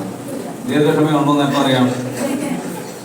ഒരു 3 പ്രാവശ്യം മോട്ടർ ഇടാൻ പറഞ്ഞിട്ട് ഇട്ടില്ലെങ്കിൽ അറിയാൻ പറ്റും ദീർഘക്ഷമ ഉണ്ടോ എന്ന്. ദയാണ്, ഭയങ്കര ദയ. ആരെങ്കിലും വന്ന് നമ്മൾ കൈ നീട്ടി അപ്പം തന്നെ നമ്മൾ പോക്കറ്റിന് പൈസ എടുത്ത് കൊടുക്കും. ആത്മാവിന്റെ ഫലങ്ങൾ നമുക്ക് അവിടെ ഇവിടെ പറയാനുള്ളപ്പോ അവിടെ ഇവിടെ തൊട്ടുതൊട്ട് നമുക്ക് പറയാനുള്ളൂ. മൊത്തം ഇല്ല കേട്ടോ. അവിടെ ഇവിടെ തൊട്ടുതൊട്ട് നമുക്ക് പറയാം. അത് ഇതുണ്ട് എന്നൊക്കെ നമുക്ക് പറയാം. പക്ഷെ ജഡത്തിന്റെ പ്രവൃത്തികളോ?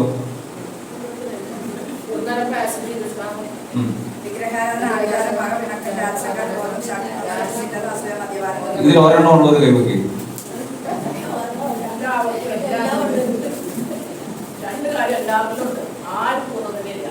2 കാര്യവും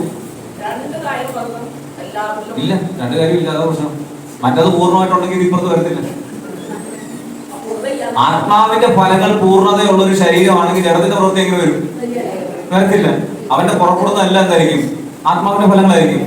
ഈ ആത്മാവിന്റെ പകുതി ഫലവും ജഡത്തിന്റെ പകുതി ഫലം കൂടി ഇരിക്കുന്നതുകൊണ്ടാണ് ഈ പ്രശ്നം. അതുകൊണ്ടാണ് പറഞ്ഞത് ശുദ്ധീകരണം നമ്മുടെ ജഡത്തിൽ വരണം. നമ്മൾ ഓരോ ദിവസവും ദൈവസന്നിധി എന്ത് ചെയ്യണം? ശുദ്ധീകരിക്കണം. നമ്മുടെ ജഡത്തെ ശുദ്ധീകരിക്കണം. നമ്മൾ മടങ്ങി വരണം. അപ്പം നമ്മൾ ജഡത്തിന്റെ പ്രവൃത്തികളെ എന്ത് ചെയ്യണം? മരിപ്പിക്കണം. ആത്മാവിന്റെ ഫലങ്ങളെ വളർച്ചണം. അല്ലെങ്കിൽ എന്ത് ചെയ്യണം? ആത്മാവിന്റെ ഫലങ്ങളെ പുറപ്പെടുവിക്കണം. ആത്മാവിന്റെ ഫലങ്ങൾ ഉള്ളവരായി തീരണം. അപ്പോൾ നമ്മൾ ഇന്ന് ജഡത്തിന്റെ പ്രവൃത്തികൾ എന്ത് ചെയ്യും? മാറിപ്പോവും, മരിച്ചു പോവും. നിങ്ങൾ നിവർത്തിക്കത്തില്ല. നിങ്ങളുടെ ജഡത്തിന് അത് ചെയ്യാൻ പറ്റത്തില്ല. ഈ ഒരു പൂർണ്ണതയാണ് ദൈവം ഒരു മനുഷ്യനിൽ ആഗ്രഹിക്കുന്നത്. അവൻ എന്ന് പൂർണ്ണനാണെന്ന് വന്ന അവന്റെ ആത്മാവിനെ കൊടുക്കും. അവൻ എന്ന് പൂർണ്ണനാവുന്നോ അന്ന് അവന്റെ ആത്മാവിനെ ദൈവം എടുക്കും. പിന്നെ അവനെ വെച്ചോണ്ടിരിക്കത്തില്ല അനുസരണക്കേട് കാണിക്കാൻ. കാരണം എന്താ? അവൻ എനിക്ക് കൊള്ളാവുന്നവനാണെന്ന് തെളിയുന്ന നിമിഷമാണ് പൂർണ്ണത. പൂർണ്ണത എന്ന് പറയുന്നത് അവൻ എൻ്റെ മകനാണെന്ന് ദൈവം സാക്ഷ്യപ്പെടുത്തുന്ന സമയമാണ് പൂർണ്ണത. ആനോക്ക് കൂടെ നടന്നല്ലേ? അവനെ ആരെടുത്തോണ്ട് പോയി? ദൈവം എടുത്തോണ്ട് ഒറ്റ പോക്ക്. മറ്റുള്ളവരുടെ ആയുസിന്റെ പകുതി പോലും ആനോക്ക് എത്തിയിട്ടില്ല. ദൈവം കൊണ്ടുപോയി. എന്തേ കാര്യം? അവൻ ദൈവത്തോട് കൂടെ നടന്നു. എന്ന് വെച്ചാൽ എന്താ? അവൻ ദൈവത്തിന് അനുസരണമുള്ളവനായിരുന്നു. അവൻ ദൈവത്തിന്റെ ഹിതപ്രകാരം നടക്കുന്നവനായിരുന്നു. അവൻ ശുദ്ധീകരണമുള്ളവനായിരുന്നു. അവൻ പൂർണ്ണതയിൽ ദൈവത്തോടു കൂടെ വസിക്കുന്നവനായിരുന്നു. അതുകൊണ്ട് അവനെ എടുത്തോണ്ട് പോയി. നമ്മളെ എടുത്തോണ്ട് പോകാൻ വേണ്ടി നമ്മൾ എത്ര ദിവസമായിരുന്നു പ്രാർത്ഥിക്കുന്നു? ആരെങ്കിലും എടുത്തോണ്ട് പോകുന്നുണ്ടോ? നമ്മുടെ വീട്ടുകാർക്ക് നമ്മളെ വേണ്ട, കർത്താവിനും നമ്മളെ വേണ്ട.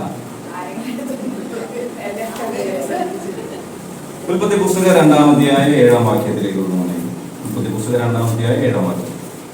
യഹോവയായ ദൈവം നിലത്തെ പൊടി കൊണ്ട് മനുഷ്യനെ നിർമ്മിച്ചിട്ട് അവന്റെ മൂക്കിൽ ജീവശ്വാസം ഊതി. അപ്പൊ മനുഷ്യനെ ഉണ്ടാക്കി എന്ത് ചെയ്തു? ജീവശ്വാസം. 7:22 വായിച്ചു. ഉൽപ്പത്തി 7:22. കരയുടെ സകലത്തിലും മൂക്കിൽ ജീവശ്വാസമുള്ളതൊക്കെയും ചത്തു. അപ്പം ജീവനുള്ള ജന്തുക്കളിലെല്ലാം എന്തുണ്ട്? ജീവന്റെ ശ്വാസമുണ്ട്. അതെല്ലാം ചത്തുന്ന വായിച്ചേ. അപ്പം ശ്വാസം നഷ്ടപ്പെടുമ്പോഴാണ് ചാവൽ സംഭവിക്കുന്നത്, മരണം സംഭവിക്കുന്നത്. അപ്പം ജീവന്റെ ശ്വാസം മനുഷ്യനിൽ ഊതിയ ദൈവത്തിന് ഈ മനുഷ്യനെ വിട്ടുകളയാൻ പറ്റത്തില്ല. അതുകൊണ്ടാണ് വീണ്ടെടുക്കുവാൻ കാരണമായത്. ഇവനെ തിരിച്ചു കൊണ്ടുവരുവാൻ വേണ്ടിയാണ് യേശുവിന്റെ, അതിലേക്ക് ഞാൻ പോകുന്നില്ല, വലിയ സബ്ജക്റ്റാണ്. ആമേൻ. അപ്പൊ ഈ മൂക്കിനെ ഭംഗിയാക്കാൻ നമ്മൾ എന്ത് ചെയ്യും? മൂക്കിനെ നമ്മൾ മൂക്ക് കുത്താറുണ്ട്. പുറപ്പാട് പുസ്തകം 15:8 വായിച്ചാൽ. പുറപ്പാട് 15:8. നിന്റെ മൂക്കിലെ ശ്വാസത്താൽ വെള്ളം കുതിച്ചുകൂടി വാസമത്സര പോലെ നിന്നു. ആഴങ്ങൾ കത്തിനെ ഉള്ളിൽ കുറച്ചു. ഞാൻ പിതൃകളിലേക്കും കൊള്ള പങ്കിടും. എന്റെ ആശാവന പൂർത്തിയാകും. ഞാൻ എന്റെ വാടുകളും എന്റെ കൈ അവരെ അനുഗ്രഹിക്കും എന്ന് ശത്രു പറഞ്ഞു. അവിടെ പറയുന്ന സംഗതി ആരെ കുറിച്ചാണ്? മൂക്കിലെ ശ്വാസത്താൽ വെള്ളം ദൈവത്തെ കുറിച്ചാണ് പറയുന്നത്. അപ്പൊ ദൈവത്തിന്റെ മൂക്കിൽ എന്തുണ്ട്? ശ്വാസമുണ്ട്. ആ ശ്വാസത്തിന്റെ ശക്തിയാ പറഞ്ഞ വെള്ളം എന്ത് ചെയ്തു? മല പോലെ നിന്നു. എവിടെ? ചെറ പോലെ നിന്നു. ചെങ്കടലിൽ 2 വശത്തോട് എന്ത് ചെയ്തു? മാറി നിന്നു. ദൈവത്തിന് അവിടെ പറയുന്നുണ്ട് കിഴക്കൻ കാറ്റിനെ എന്ത് ചെയ്തു? അടുപ്പിച്ചു. ഞാൻ വിശ്വസിക്കുന്നത് ദൈവത്തിന്റെ ശ്വാസമാണ്. ആ വന്ന കാറ്റ് ദൈവത്തിന്റെ ശ്വാസമാണ്. ആ വെള്ളത്തെ എന്ത് ചെയ്തു? ചെറ പോലെ നിർത്തി. ആ വായിച്ച വാക്യത്തിനകത്ത് പറയുന്നുണ്ട്, അവർ നടന്നുപോയ വഴിയെ പറ്റി പറയുന്നുണ്ട്. അതൊന്നോ വായിച്ച വാക്യം.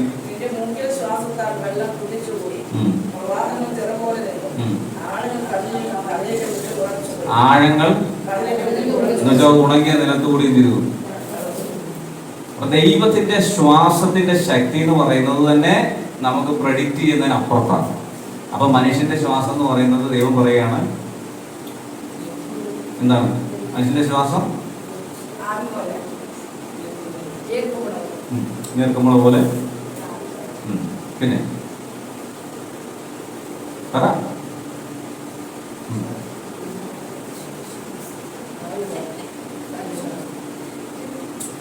എനിക്ക് വചനം അറിയാത്തോണ്ടല്ലോ നിങ്ങളോട് ചോദിക്കുന്നത്. പ്രഭാതത്തിൽ വിരിയുന്ന പൂ പോലെയും വൈകുന്നേരം വാടിപ്പോകുന്ന പുല്ലുപോലെയും അല്ലേ? അങ്ങനെ പറയുന്നില്ലേ? രാവിലെ എന്താണ്? പൂ എന്ത് ചെയ്യുന്നു? വാടിപ്പോകുന്നു. അത് മനുഷ്യന്റെ ജീവന തുല്യമായിട്ടാ പറഞ്ഞേ, ആയുസിനെ തുല്യമായിട്ടാ പറഞ്ഞേ. ഇവിടെ പറഞ്ഞെന്താ? നമ്മളിപ്പോ പറഞ്ഞെന്താ? ദൈവത്തിന്റെ ശ്വാസം എന്ന് പറയുന്നത് ആ ശ്വാസത്താലാണ് ആരെ സൃഷ്ടിച്ചേ? ആരെ? മനുഷ്യനെ സൃഷ്ടിച്ചേട്ടാ. നമ്മളല്ല, നമ്മള് ബന്ധുക്കൂട്ടുകാരാണ്. നമ്മളല്ല, നമ്മളൊക്കെ ഉണ്ടാക്കപ്പെട്ടതൊക്കെ അതൊക്കെ ഭയങ്കര അഗോചരമായിട്ട് നമ്മൾ എന്ത് ചെയ്തിരിക്കുക? എന്നാ കേട്ടാലും എന്തില്ല സൃഷ്ടിച്ചിരിക്കുന്നതുകൊണ്ട് ഇനിയിപ്പോ പാസ്റ്റല്ല, ഇനിയിപ്പോ ആരെന്നാമെന്ന് പറഞ്ഞാലും ഞങ്ങള് കേൾക്കത്തില്ല. ആമേൻ. വേഗത്തിൽ വായിക്കാം നമുക്ക്. സംഖ്യാപുസ്തകം 11-ാം അധ്യായം 20-ാം വാക്യം. സംഖ്യാപുസ്തകം 11:20. അത് നിങ്ങളുടെ മൂക്കിൽ കൂടി പുറപ്പെട്ട് നിങ്ങൾക്ക് ഓക്കാനം വരുമ്പോഴും നിങ്ങൾ തിന്നും. എന്ന് വെച്ചാൽ സമൃദ്ധി നിമിത്തം ഭക്ഷണം അവര് കഴിച്ച കാര്യം പറയുന്നത്. ആര്? ഇസ്രായേൽ മക്കള് ആ കാടപ്പക്ഷി മഞ്ഞയൊക്കെ കഴിച്ച് അവർ ഛർദ്ദിക്കുമ്പോൾ മൂക്കി കൂടെ വരുന്നുണ്ടോ? കുഞ്ഞു പിള്ളേർ ഛർദ്ദിക്കുമ്പോൾ കാണുന്നില്ല. ഛർദ്ദിച്ചപ്പോ മൂക്കി കൂടെ വന്നെന്ന്. ഏത്? കാടപ്പക്ഷി അവര് കഴിച്ചതൊക്കെ. എന്നുവെച്ചാൽ സമൃദ്ധി, ആ സമൃദ്ധിയെ കുറിച്ചാണ് പറഞ്ഞത്. ദൈവം നിന്നെ ഞങ്ങളുടെ അനുഗ്രഹിച്ച് കഴിയുമ്പോൾ മൂക്കി കൂടെ ആ സമൃദ്ധി അങ്ങ് വരുക. അന്നേരം നീ ആരെ പൂജിക്കുന്നത്? ഇത് തന്ന ദൈവത്തെ. ഈ ജഡത്തിന്റെ പ്രത്യേകത എന്താണെന്നറിയോ? അത് വായിലിരിക്കുമ്പോഴും അവർ ദൈവത്തെ ചെയ്തു കുറ്റം പറഞ്ഞുകൊണ്ട് അവന്റെ മൂക്കിൽ കൂടെ വരുക ഇറച്ചി. അവൻ തിന്നാനൊന്ന് ആഗ്രഹിച്ചപ്പോ അതുമാത്രം സമൃദ്ധമായി കഴിച്ചിട്ട് അവൻ ദൈവത്തെ ദൂഷിച്ചെന്ന് ആ ജഡത്തെ ഒന്ന് ചിന്തിച്ച്, ആ ജഡം എന്ത് ജഡമായിരിക്കും? അതിന്റെയൊക്കെ ഒരു ചെറിയ അംശമൊക്കെ നമുക്കും കിട്ടിയിരിക്കുന്നത്. എന്താ അതിശയം ഭയങ്കരമായി നമ്മളെ നീ എന്നാ പറഞ്ഞു അച്ഛൻ പറഞ്ഞ ഒന്നും ഞാൻ കേൾക്കത്തില്ല. ആമേൻ. വേഗത്തിൽ നമുക്ക് ഇയ്യോബിന്റെ പുസ്തകം 27-ാം വാക്യം. നമുക്കൊരു തിരിച്ചറിവുണ്ടാകണം.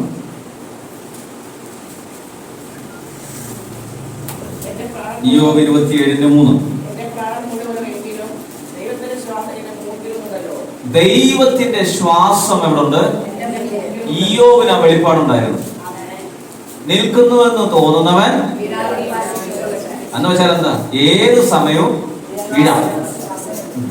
അപ്പോ ഉറച്ചു നിന്നാൽ നീ ഒരു ആ ശ്വാസം വന്നത് എവിടെയാണ്, എവിടെ നിന്നാണെന്ന് ആർക്കറിയാം? ഇയ്യോബിനാണ്. ഇത് പലപ്പോഴും നമുക്കറിയത്തില്ല. നമ്മൾ ടൗണിലും ജംഗ്ഷനിലും വീട്ടിലും ഒക്കെ നമ്മൾ ആരാണ്? ഹീറോയാണ്. നമ്മുടെ സംസാരങ്ങളൊക്കെ കേൾക്കുമ്പോൾ മാതാപിതാക്കളോ സഹോദരങ്ങളൊക്കെ ചിന്തിക്കും, ഇവനെ ഇനി എന്ത് ചെയ്യണ്ട, ഇവനെ ഇനി അധികം ദേഷ്യം പിടിപ്പിക്കണ്ട, കാരണം ഇവനാണ് ഇവിടുത്തെ ഹീറോ. അങ്ങനെ തോന്നുന്ന സമയത്ത് ദൈവം പറയാണ്, നിന്റെ ജീവൻ എന്ന് പറയുന്നത് ശ്വാസമാണ്. അകത്തോട്ട് എടുത്തിട്ട് പുറത്തോട്ട് വിടാൻ പറ്റിയില്ലെങ്കിൽ നിന്റെ കഥ കഴിഞ്ഞു.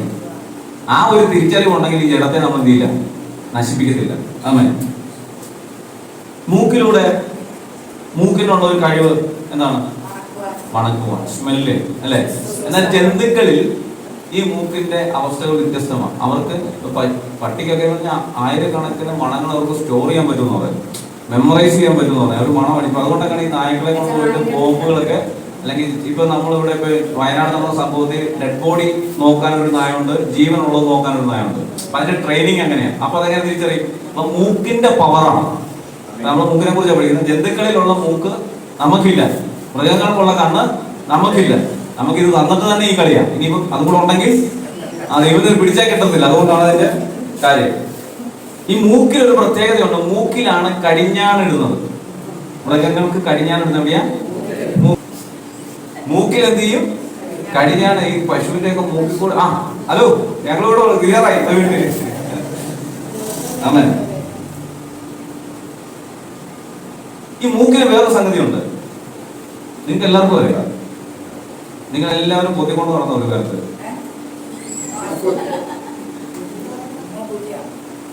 ഈ മൂക്കിന് വേറൊരു ഭയങ്കര ഒരു പവറുണ്ട്. എന്താണെന്നറിയാമോ? 3 വർഷം മൂടി കെട്ടിക്കൊണ്ട് നടന്നതാ. എന്താ? ഈ ശരീരത്തിനകത്തോട്ട് രോഗത്തെ വലിച്ചു കയറ്റാൻ ആർക്കും കഴിയും? മൂക്കിന് പറ്റും. മനസ്സിലായി? രോഗാണുക്കളെ ശരീരത്തിനകത്തേക്ക് വലിച്ചു കയറ്റാൻ പറ്റും. അപ്പൊ ശരീരത്തെ മലിനമാക്കും, ജഡത്തെ മലിനമാക്കാൻ ആർക്ക് പറ്റും? മൂക്കിന് പറ്റും. കേട്ടോ, മൂക്കിനെ പറ്റി അധികം വാക്യമൊന്നും ഇല്ലെങ്കിലും മൂക്ക് എന്താന്നുള്ള കാര്യം മനസ്സിലാക്കിയിരുന്നാൽ മതി. ജലദോഷം വന്ന മൂക്കിൽ കൂടെ എന്ത്? പമ്പാ നദി ഒഴുകും. അല്ലേ? കരഞ്ഞാലും വരും. കരയുന്നത് രോഗമാണോ? അല്ല. ഒരു രോഗം വരുന്ന ശരീരത്തിൽ ഒരു രോഗം വന്നാൽ മൂക്കിലൂടെ അത് റിയാക്ട് ചെയ്യും, അല്ലേ? പൊടി വന്നാൽ തുമ്മും, ജലദോഷം വന്നാൽ വെള്ളം വരും, അല്ലേ? നീര് വരും. കഫക്കെട്ട് വന്നാൽ കഫം വരും. ഇതൊരു ഫാക്ടറിയുടെ പുറത്തേക്കുള്ളൊരു ഓപ്ഷൻ വെച്ചിരിക്കുന്ന പോലെ ദൈവം ഫിറ്റ് ചെയ്തിരിക്കുന്ന പുറത്തേക്ക് കളയാൻ, ആവശ്യമുള്ളതിനെ എടുക്കാൻ. ഇപ്പോഴത്തെ സൗന്ദര്യവർദ്ധക വസ്തുക്കൾ കാരണം അകത്തുള്ള മുടി മൊത്തം എന്ത് ചെയ്തിരിക്കുകയാണ്? കട്ട് ചെയ്ത് കളഞ്ഞിരിക്കുകയാണ്.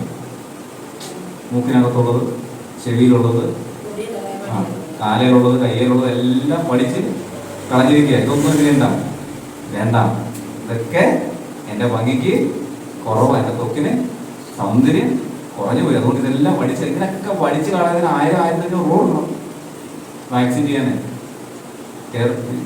ശരീരത്തെ ഞങ്ങൾ ഇപ്പോഴത്തെ കാലഘട്ടത്തെ പറ്റി പറയുന്നത് ആദ്യ രീതി എന്താ ഈ പറയണ. മുടി വെട്ടാൻ 1500 രൂപ, മുടി വെട്ടുന്ന കഥയല്ല, ഞങ്ങള് ബ്യൂട്ടി പാർലറിൽ പോകുന്ന കഥയാ പറഞ്ഞേ.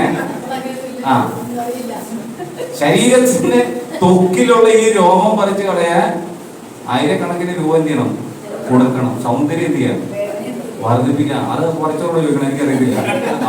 അറിയാം. ത്വക്കിനെ കുറിച്ച് നമ്മൾ ചിന്തിക്കാം. ത്വക്കിനെ പറ്റി നമ്മൾ ചിന്തിക്കുമ്പോൾ ഏറ്റവും നല്ലൊരു എക്സാമ്പിൾ നമുക്ക് കാണാൻ കഴിയുന്നത് യോബിന്റെ ജീവിതത്തിലാണ്. അവന് രോഗം വന്നത് അവന്റെ ത്വക്കിലായിരുന്നു. അവൻ എന്താ ചൊറിഞ്ഞുകൊണ്ടിരുന്നു, അവൻ ചാരത്തിലിരുന്നു. അപ്പൊ അതിന്റെ ആ തീവ്രത കണ്ടില്ലേ. ഒരു പിശാച് വിചാരിച്ചാൽ നമ്മുടെ ജഡത്തെ എന്ത് ചെയ്യാൻ പറ്റും, തകർക്കാൻ പറ്റും. പക്ഷെ ദൈവം അനുവദിക്കണം കേട്ടോ. ദൈവം അനുവദിച്ചാൽ പിശാചിന് എന്ത് ചെയ്യാൻ പറ്റും. പക്ഷെ അവിടെ നിന്ന് റിക്കവർ ആകുമ്പോൾ പുതിയ ശരീരത്തോടെ ആയിരിക്കും ദൈവം തിരിച്ചുകൊണ്ടിരുന്നത്. അതാണ് ഈ പിശാച് കൊണ്ടിരുന്ന രോഗത്തിൽ നിന്നുള്ള റിക്കവർ എന്ന് പറയുന്നത് പുതിയ ശരീരമായിരിക്കും, പഴയതല്ല. അതാണ് അതിന്റെ പ്രത്യേകത. ആണ് ശരീരത്തിലെ ഏറ്റവും വലിയ അവയവമായിട്ടാണ് ത്വക്കിനെ പറയുന്നത്. ത്വക്കിൽ രോഗങ്ങൾ പിടിക്കാറുണ്ട്, ത്വക്കിൽ നമ്മൾ ടാറ്റൂസ് അടിക്കാറുണ്ട്, അതിന് നമ്മൾ പറയും പച്ച കുത്തുന്നു പറയും. ഇതെല്ലാം ചെയ്യുന്നത് നമ്മുടെ ഈ പഞ്ചേന്ദ്രിയത്തിലെ ത്വക്കെന്ന് പറയുന്ന അവയവത്തിലാണ്. അതുകൊണ്ട് ഈ ത്വക്ക് കൊണ്ട് നമ്മൾ എന്ത് ചെയ്യരുത്, ദൈവത്തെ വിഷമിപ്പിക്കുന്ന ഒന്നും ചെയ്യരുത്. ഇതുകൊണ്ടാണ് വേർപാടെന്ന് പറയുമ്പോൾ നമുക്ക് പറ്റാത്ത. ഈ ജഡത്തിന് വേർപാടെന്ന് പറയുമ്പോൾ അതിൻ്റെ ഒന്നും ആവശ്യമില്ലെന്ന് ജഡം പറയുന്നതിന്റെ കാരണം, നീ ഈ ജഡം കൊണ്ട് ദൈവത്തെ എന്ത് ചെയ്യരുത്, ആരാധിക്കരുത്. നീ ദൈവത്തോട് അടുത്തിരിക്കരുത്. ദൈവത്തെ പൂർണ്ണമായി മനസ്സിലാക്കുന്ന ഒരു ജഡത്തിന് ഇതൊന്നും വേണ്ട. ഇതൊന്നും ആരും പറഞ്ഞിട്ടല്ല എന്ത് ചെയ്യണ്ടേ, ഊരേണ്ടതും അഴിക്കേണ്ടതും കളയേണ്ടതും എല്ലാം ഉണ്ട്. നമ്മുടെ ഹൃദയത്തിനകത്ത് പരിവർത്തനം നടക്കുമ്പോൾ ഈ ശരീരം ദൈവത്തിന്റെ മന്ദിരമാണെന്നും ദൈവത്തിന്റെ ആത്മാവിനിൽ വസിക്കുന്നുവെന്നും ഞാൻ ദൈവത്തെ പ്രസാദിപ്പിക്കുന്നവനാണെന്നും തോന്നുമ്പോൾ ദൈവികമല്ലാത്തതെല്ലാം അകന്നു പോകും. ആമേൻ ആമേൻ. പുറപ്പാട് പുസ്തകം 34-29-30 വാക്യം, 2 വാക്യങ്ങൾ വായിച്ചിരിക്കുന്നു. പുറപ്പാട് 34-29-30. അവൻ തന്നോട് അരുളിച്ചത് നിമിത്തം തന്റെ മുഖത്തിന്റെ ത്വക്ക് പ്രകാശിച്ചു എന്ന് മോശെ സാക്ഷ്യത്തിന്റെ പലക രണ്ടും. അവന്റെ ദൈവത്തിന്റെ അരുളപ്പാടുമായിട്ട് മോശ വരുമ്പോൾ അവന്റെ ത്വക്ക് എന്ത് ചെയ്തു, പ്രകാശിച്ചതായിട്ടാണ് കാണുന്നത്. ഒരു ദൈവ പൈതലേക്കാണ്. പണ്ടൊക്കെ എന്റെ ചെറുപ്പത്തിലൊക്കെ ഞങ്ങൾ കോട്ടയം ബസ് സ്റ്റാൻഡിലൂടെ ഒക്കെ നടന്നു പോകുമ്പോൾ ഒരു വിശ്വാസിയെ കണ്ട സ്വോത്രം കൊടുക്കും. അവരൊരു സഭയിലായതുകൊണ്ടല്ല, അവരെ കണ്ടല്ല, സ്വർണവും കമ്മലും ഇല്ലാത്തതുകൊണ്ടല്ല, അവന്റെ മുഖത്ത് നോക്കിയാൽ ആ പ്രത്യാശ, ആ ശോഭ എന്ത് ചെയ്യണം, കണ്ടറിയാം. സ്വോത്രം പറഞ്ഞുകൊണ്ട് കൈ എവിടെയാ എങ്ങോട്ട് പോകും. എന്താ പേര്? പണ്ട് ഞാൻ കേട്ടിട്ടുണ്ട് മാറാനാവെന്ന് പറയുന്ന പരിപാടി ഉണ്ടായിരുന്നു. ഇന്ന് അതൊന്നും കേൾക്കാനില്ല. എന്ന് പറഞ്ഞൊക്കെ വരും, പക്ഷെ പോകുമ്പോഴത്തേയില്ല, പറയത്തില്ല, നമ്മൾ തപ്പും. ആ പുള്ളി എന്ത് ചെയ്യുന്നത്. പക്ഷെ നേരത്തെ എങ്ങനെയല്ല, ദൈവസ്നേഹം വെളിപ്പെടുമ്പോൾ മാറാന്നതാണ്. നമ്മുടെ കർത്താവ് വേഗം വരുന്നു. ഹല്ലേലൂയ. അങ്ങനെയല്ലേ എന്നർത്ഥം? കർത്താവ് വരാറായി, കർത്താവ് വരുന്നു എന്ന് പറഞ്ഞിട്ട് വീണ്ടും കാണാം. അല്ലെങ്കിൽ കർത്താവ് വന്നാൽ എവിടെ കാണാം, അതാ അതിനർത്ഥം. ഇന്ന് മുതൽ പറയാൻ റെഡിയാണോ? ഞാൻ മാറുവാണോ? ഒന്നല്ല, ഞാൻ എന്ത് ചെയ്യാൻ പോവാ, ഞാൻ മാറുവാ. ഞാൻ വന്നപ്പോൾ നിന്നോട് പറഞ്ഞു ഞാനിപ്പം പോയേക്കുവാ. അങ്ങനല്ല, മാറാന്നതാണ്. നമ്മൾ വചനം പഠിക്കുമ്പോൾ ചില വ്യത്യാസങ്ങൾ നമ്മളെ കാണുമ്പോൾ ഇവര് വചനം പഠിക്കുന്നുണ്ട്, ഇവരിൽ എന്തൊക്കെയോ. ശ്യാമളാന്റെയും നിത്യയും ഒരു ടീം കുറച്ച് പേരിരുന്ന് വചനം പഠിക്കുന്നുണ്ട്. അവരിൽ എന്തോ വ്യത്യാസം ഉണ്ടെന്ന് ആർക്ക് തോന്നണം? ഈ വരാത്ത മിടുക്കന്മാർക്ക് തോന്നണം. അപ്പൊ ഇനി എന്ത് ചെയ്യണം? മിനിമം മാറാനാകുന്നെങ്കിലും പറയണം. അവർ ഞെട്ടിപ്പോണം. അവർ കർത്താവേ ഇങ്ങനെ ഒരു സംഗതി പാസ് പ്രസംഗിച്ചൊന്നും കേട്ടില്ലല്ലോ. നമ്മുടെ ഉള്ളിൽ നിന്ന് വരുന്ന ദൈവത്തിന്റെ തേജസ് നമ്മുടെ ശരീരത്തെ, നമ്മുടെ പ്രവൃത്തികളെ, നമ്മുടെ സംസാരത്തെ രൂപാന്തരപ്പെടുത്തുന്നതാണ്. ആമേൻ. യോബ് 2:4 എന്താ പറയുന്നത്? യോബ് ദിവസം വായിക്കുക. യോബ് 2:4, 19-26 കൂടെ ഒരെണ്ണം. യോബ് 19-26. എന്റെ ത്വക്ക് ഇങ്ങനെ നശിച്ച ശേഷം ഞാൻ വേഗസഹിതനായി ദൈവത്തെ കാണും. ഞാൻ തന്നെ അവനെ കാണും. അന്യനല്ല, എന്റെ സ്വന്തം കണ്ണുകൊണ്ട് അവനെ കാണും. ആ പ്രത്യാശ നോക്കിയില്ലേ, ഒരു ഭക്തന്റെ പ്രത്യാശ നോക്കി. നമ്മൾ എന്തിനെ പറ്റിയാണ് പഠിച്ചത്? ത്വക്കിനെ കുറിച്ചും മൂക്കിനെ കുറിച്ചൊക്കെ നമ്മൾ ചിന്തിച്ച് ആ ഭക്തൻ പറഞ്ഞതറിയോ, ഞാൻ ദേഹസഹിതനായി, ഞാൻ എൻ്റെ ശരീരമില്ല നശിച്ചു പോയാലും ഞാൻ ദൈവത്തെ കാണുന്നത് എങ്ങനെയാ? ദേഹസഹിതനായി ഞാൻ എങ്ങനെയും എന്റെ ദൈവത്തെ കാണുന്നത്. എന്റെ ശരീരം ട്രാൻസ്ഫോർമേഷൻ നടക്കുമെന്നുള്ള വെളിപ്പാട് ആർക്കുണ്ട്? ഇയ്യോബിനുണ്ടാവും. അവൻ കർത്താവിനെ കണ്ടിട്ടില്ല, അവൻ കർത്താവിനെ അറിഞ്ഞിട്ടില്ല, അവൻ യേശുവിനെ അറിയത്തില്ല. പക്ഷെ അവൻ പറയുകയാണ് ദേഹസഹിതം. ഒന്ന് വായിച്ച വാക്യം 19:26, ഇയ്യോബ് 19:26. എന്റെ ത്വക്ക് ഇങ്ങനെ നശിച്ച ശേഷം ഞാൻ ദേഹസഹിതനായി ദൈവത്തെ കാണും. ഞാൻ എനിക്ക് ദേഹമുണ്ടെങ്കിലും ഇല്ലെങ്കിലും എനിക്ക് രോഗം വന്നാലും എന്ത് സംഭവിച്ചാലും ഞാൻ ദേഹമില്ലാതെ എന്റെ ദൈവത്തെ കാണണം. അത് ആത്മമനുഷ്യനാണ് കേട്ടോ. അത് നമ്മൾ അടുത്ത ക്ലാസ്സിൽ നമ്മൾ പഠിക്കുന്നതാണ്. 2:4.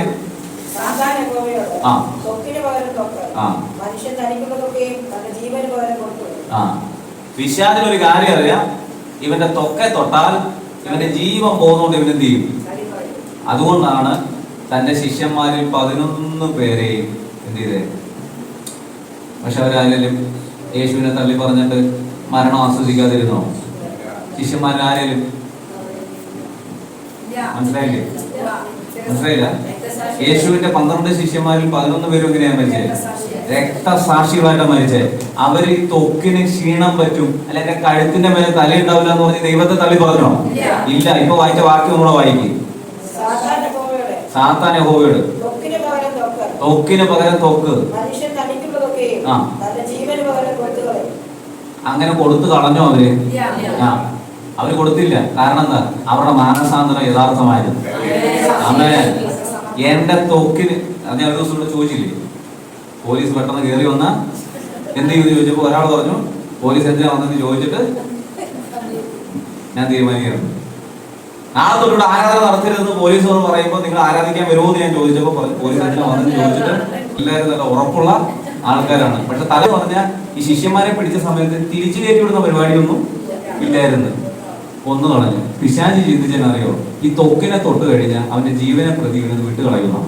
പക്ഷെ യഥാർത്ഥമായി രൂപാന്തരം പ്രാപിച്ച ജഡത്തിന് ഈ ത്വക്ക് ഒരു പ്രശ്നമല്ല. ഇയ്യോബ് പറഞ്ഞതുപോലെ പറയും, ഞാൻ ദേഹസഹിതനായി എന്റെ പ്രിയനെ കാണും. ഒരു നിമിഷം കണ്ടില്ലേ ചേട്ടൻ?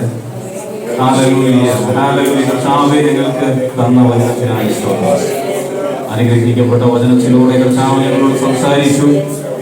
കർത്താവെ, ഞങ്ങളുടെ ത്വക്ക്, ഞങ്ങളുടെ ശരീരം കർത്താവിൽ നിന്ന് എങ്ങനെ അകന്നു പോയോ, കർത്താവ് ഞങ്ങളെ വീണ്ടും അടുപ്പിക്കുവാൻ ചെയ്ത മഹാപ്രവൃത്തിക്കായി, യാഗത്തിനായി ഞങ്ങൾ അങ്ങയെ സ്തുതിക്കുന്നത്. നമ്മുടെ സ്നേഹത്തിനായി സ്തോത്രം. നശിച്ചു പോകേണ്ടുന്ന ഇടത്ത് കർത്താവ് ഞങ്ങളെ വീണ്ടെടുത്തു. കർത്താവെ, അങ്ങയുടെ ആത്മാവ് ഞങ്ങളോട് വന്നിരുന്ന സമയം മുതൽ ഇതുവരെ സംസാരിച്ചതിനായി സ്തോത്രം. കർത്താവ്, ഞങ്ങളുടെ ഹൃദയ പലകമേൽ എഴുതപ്പെടട്ടെ. കർത്താവെ, ഞങ്ങളുടെ ജനത്തെ ജയിക്കുന്ന കർത്താവിന്റെ ശക്തി ഞങ്ങളുടെ ജീവിതത്തിൽ, ഞങ്ങളുടെ ശരീരത്തിൽ വന്നാട്ടെ. ദിവസം പ്രതി കർത്താവ് ഞങ്ങൾ ശുദ്ധീകരണം പ്രാപിക്കട്ടെ. യേശുവിന്റെ രക്തത്താലുള്ള ശുദ്ധീകരണം ഞങ്ങളുടെ ശരീരത്തിൽ നടക്കട്ടെ. കർത്താവെ, ഞങ്ങളുടെ ദേഹം ക്ഷയിച്ചു പോയാലും കർത്താവെ, ഹല്ലേലൂയ, കർത്താവിന്റെ സന്നിധിയിൽ ഞങ്ങൾക്ക് നിൽക്കാമെന്നുള്ള പ്രത്യാശയിൽ കർത്താവെ ഞങ്ങളായിരിക്കുന്നു. കർത്താവിന്റെ വരവിന് വേണ്ടി ഞങ്ങളെ ഒരുക്കണം. പ്രാർത്ഥന കേട്ടതിനായി സ്തോത്രം. യേശുവിൻ നാമത്തിൽ തന്നെ ആമേൻ.